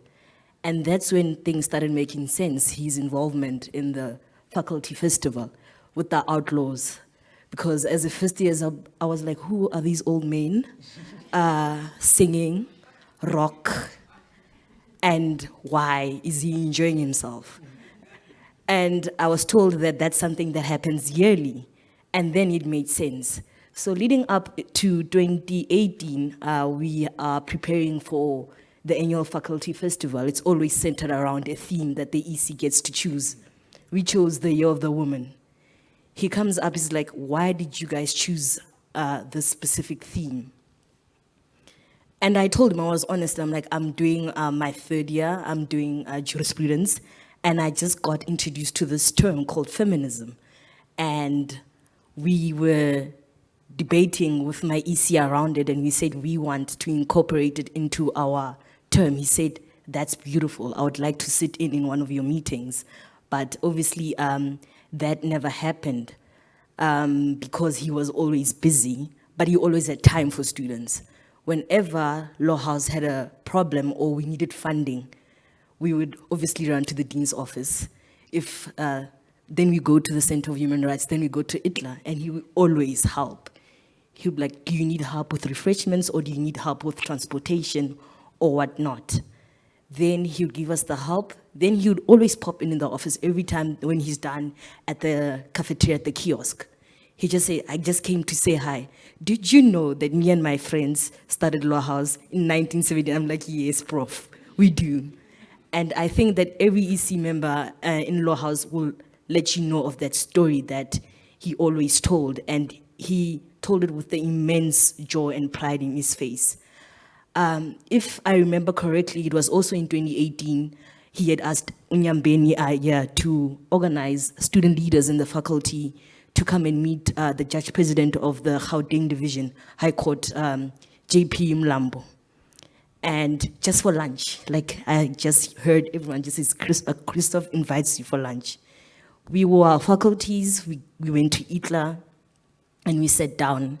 And he looked at us like, this is not my lunch, I'm not hosting you, we are all having lunch. And here we are in awe, we have a whole Judge President sitting next to us. And he said, I brought you guys here to see how it is out there. But also I brought Judge Mlambo here so he can see how it is down here. And at the end of that lunch, Judge Mlambo said, I gained more than you guys did because it reminded me of my years when I was still a student. I would have not thought that I would be sitting here as a Judge President. And I will be forever be grateful of how he supported and encouraged young legal minds. He always supported us. And he gave us support in terms of saying, what are your research outputs? What do you plan on writing your dissertation on? Do you need sources? There's the PLSR. Do you know that? Do you know you can publish there? And it was a collaborative thing with a student back then in 2019, where Prof. Borain said, I want you, Caroline, to write a paper along with another student for SALDA. And I remember going to consult him on a paper that he wrote specifically on social economic rights in South Africa. And after that, he did not stop engaging me on the topic, saying, how's the paper going? And what do you see yourself doing? Are you going to enroll for a master's? Where? Let me know. So I just want to say thank you, Christof. Thank you very much, Caroline, for those reflections. Christof was very invested in the student bodies at the University of Pretoria, and I'm turning to you, Khomolemo, as well as the chair of the of Law House. And a lot of his work continues to live on, and I have no doubt will continue to live on beyond us as well. What are some of your reflections as a student leader yourself, having engaged with Christof's legacies? Thank you, KK. I'd be lying if I am saying that I did have the opportunity to work directly with Professor Heyns, you know. But at the same time, I feel like it's something quite amazing and beautiful to realize that I got to benefit, and not just myself, but every other, you know, student who's involved in student leadership, to be involved and be so empowered by what he has actually bequeathed upon us as the law students here at UP. So it's a huge loss for us as students here at the University of Pretoria. But at the same time, we've actually gotten so much from this great person. And I think it's our responsibility at this stage to actually ensure that we uphold everything that he has left us with, and we carry it forward, and we see to it that it actually even grows to more than what he has actually left for us. So yeah, thank you for the opportunity. Thanks, Khomolemo. I think that's I've been thinking about the same thing as well, as how do we move forward Christof's legacy in our different respective ways, and I was thinking about my own contributions specifically. But Nyembeni, I know that you know, you're also having similar thoughts. Can you tell us about your work specifically with coaching international teams? How far Christof's work and ideas is able to propel even, you know, beyond his immediate the people immediately around him, how he's able to impact the lives of children in the most poorest of schools in this country. Thank you, Gegetso. So I met Christof through Moot Court, and we initially met in 2014, but we only got to work together very closely around 2016. So it was through the National Schools Moot Court competition. Now, everyone who's ever encountered Christof will know that he said he believes that every problem in the world can be solved through moot courts. And that is exactly what he did. So when I started coordinating the moot with him, he says to me, "Yeah, Nyambeni, you know, this thing is very massive now. It's growing, and I think we can do better than we are. It's been 10 years now, more than 10 years. We can expand it. What do you think?"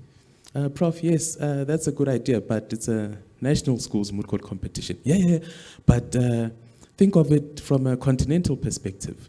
What about roping in other countries? You know, and then I thought to myself, Prof, you've created this massive creature where each and every high school learner can participate. And that is not where you want to stop. And you wanted to expand into other jurisdictions from a high school level. So I said, okay, Prof, that sounds like a good idea. Now, after he would do that, after creating the idea, he would get your buy-in. Then he would then let you run with it. He would propel you to go with it. Now that you've agreed, it is now your baby. So he would say, okay, now since you agree, I think I know contacts in Ghana, in Ethiopia, in Mozambique. Shall I send them through to you? And then we can get this thing going. Okay, Prof, yes. And then you can conceptualize everything as per our conversation. You know how everything runs, okay? Yes, and that would be him. He would not only get your buy-in into an idea, but he would also let you take ownership of it after seeing how relevant it is. Because he saw moods in an entirely different way. We would think learners come, they argue for the applicant and respondent, and then they go home. But we would attend many meetings, Christof and I, and on our drives there and back, he would say to me, we would have a discussion. Nyambeni, I'm just thinking the school's mood and, the Constitution. The whole point is that this thing is so massive that it reaches the communities. And one way in which we can do that is if learners go back home with a problem and they engage with it with their parents. That way the Constitution is in their homes. And I thought, wow, that is a totally different take on it, because we think, get them physical copies of the Constitution and let them run with it. But he says, no, it goes beyond that. Let them have a conversation on human rights in their households. If they have it as part of their homework, let them deal with it in that context and speak to their parents and say, I'm struggling with this. Then the debate starts, and then they ask, what is this about, and get involved. And he cared so much about moods, to the extent that if you had a problem with anything moot court competition related, you could go into his office and he will find a solution. If he can't find a solution, he will delegate it to someone to find it. So I got involved in schools moot and a lot of international moot court competitions. And one thing I started realizing about Prof is he was a very busy man, but he always had time. He would say, okay, when are you practicing? We're practicing in December and January. Over the holidays? Yes. Shall I pop in? Prof, well, if you're available, just let me know, even if it's just to say hi. Send me your problem statement. Let me read it. And even if I don't have expertise in the areas, I'll sit and I'll give you advice and pointers, to the team. That's how committed he was. And his commitment also spanned to a financial level. You could be stranded. And Prof would say, okay, Nyambeni, right now I don't know what to do, but shall I give you my credit card? And then we'll figure it out later. And you'd be in a position where you really can't say yes. And say, okay. Well, you can't say no, and then because he's already holding his wallet and he says, take, let's solve this. That's how committed he was. Things such as visas. I know of many students who would come to Prof's office saying, we are traveling to the US and we're struggling to get visas. And Prof would say, I don't know anyone in particular, but we can solve it.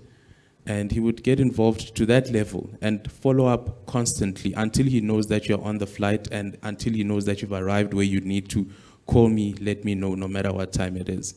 So that was my involvement with Prof. And as we speak, now we have schools moot in Ghana, schools moot expanding to Nepal, schools moot expanding to Kenya, and schools moot expanding to Uganda. So he was a visionary and he was very proactive in that sense. Thank you, Nyambeni. What comes to mind is Christof's real ability to maintain sight on the bigger picture, right? He would Christof you into these things.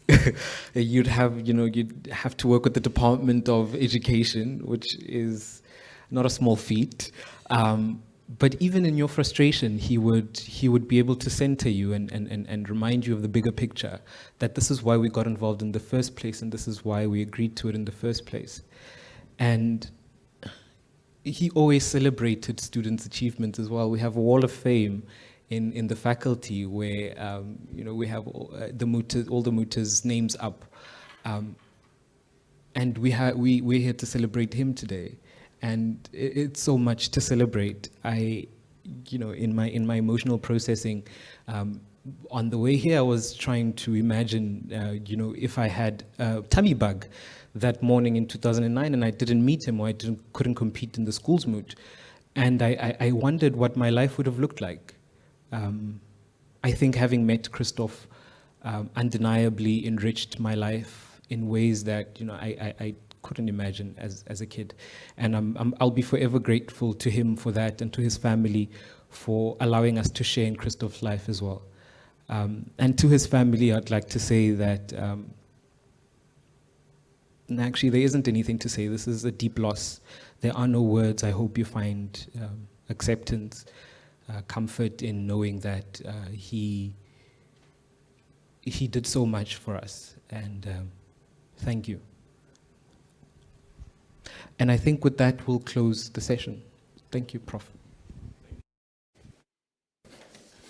Thank you very much. We could not conclude paying tribute to Professor Heyns without an important contribution by the students, which is very key. The students were very dear to Professor Heyns, and that's affirmed based on the recollections which the student community has just shared.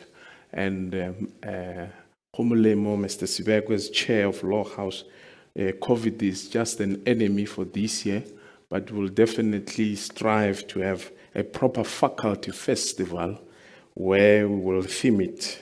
We don't need no education, as Professor Skelton has said, in honor of Professor Heyns, but we will surely strive for that. And furthermore, a challenge is we are going to prioritize moot courts as in honor of Professor Heyns. We need to coordinate it, and we requested an agent meeting with a number of colleagues in the various departments to ensure that the Dean's Office fully supports this great initiative in honor of Professor Heyns. So we are surely taking the challenge and ensuring that the legacy of Professor Heyns is fully realized and is kept alive. We are rolling our sleeves up, as Professor Heyns would always often do, to ensure that the work gets done, and will ensure that even though he is no longer with us, we will surely ensure that his legacy continues and generations to come are able to benefit from the work of this great giant. Ladies and gentlemen, it is my great honor now to just say and express a word of gratitude from the side of the faculty management as well as the university broadly, that we conveyed this morning in honor of Professor Heyns. We can continue on and on to be able to share and give perspectives of the recollections of Professor Heyns, but it can take days and days because of the amount of work which he has done, the people which he shared his experiences with all over the world. We can go on and on, but ultimately, as I've said, we have to roll our sleeves up and get the work done. From my side, as well as from the Office of the Dean, I would like to conclude by saying to us as a faculty, to the student community, staff members, society in general, and the international community, that despite the death of Professor Heyns, let us find comfort, solace, and peace in the Almighty. Let us find strength in the contribution which Professor Heyns and the foundation he has laid for us as a faculty. And as a faculty, in honor of Professor Heyns, it is very important that let's put as a priority in our daily activities, in our interactions with the students as well as colleagues, that peace and collegiality should be the main things which we strive for, because in all the summaries which we got today and the reflections about the journey of Professor Heyns, he championed for peace throughout the world. And this duty must rest with us as a faculty to lead by example and be exemplary to the community, that we are living with this motto of peace and collegiality in our faculty. From our side as a faculty, we'd like to thank you once more for attending this memorial in honor of Professor Heyns. There will be another memorial on the 28th of April, which will be hosted by the Office of the Vice Chancellor of the university, which will be streamed live at Future Africa, where also other people which Professor Heyns worked with will be afforded an opportunity to pay their last respects. From our side as a faculty, we are thanking you, and we express a great deal of gratitude to the production team this morning and afternoon. We are very much thankful and appreciative of your efforts. To Ms. Hatta LZ, thank you for making this event a wonderful event. All the logistics were running very smooth. From our side, we'd just like to invite you for something to eat outside as we exit the hall. But thank you very much, and enjoy the rest of your afternoon. Thank you.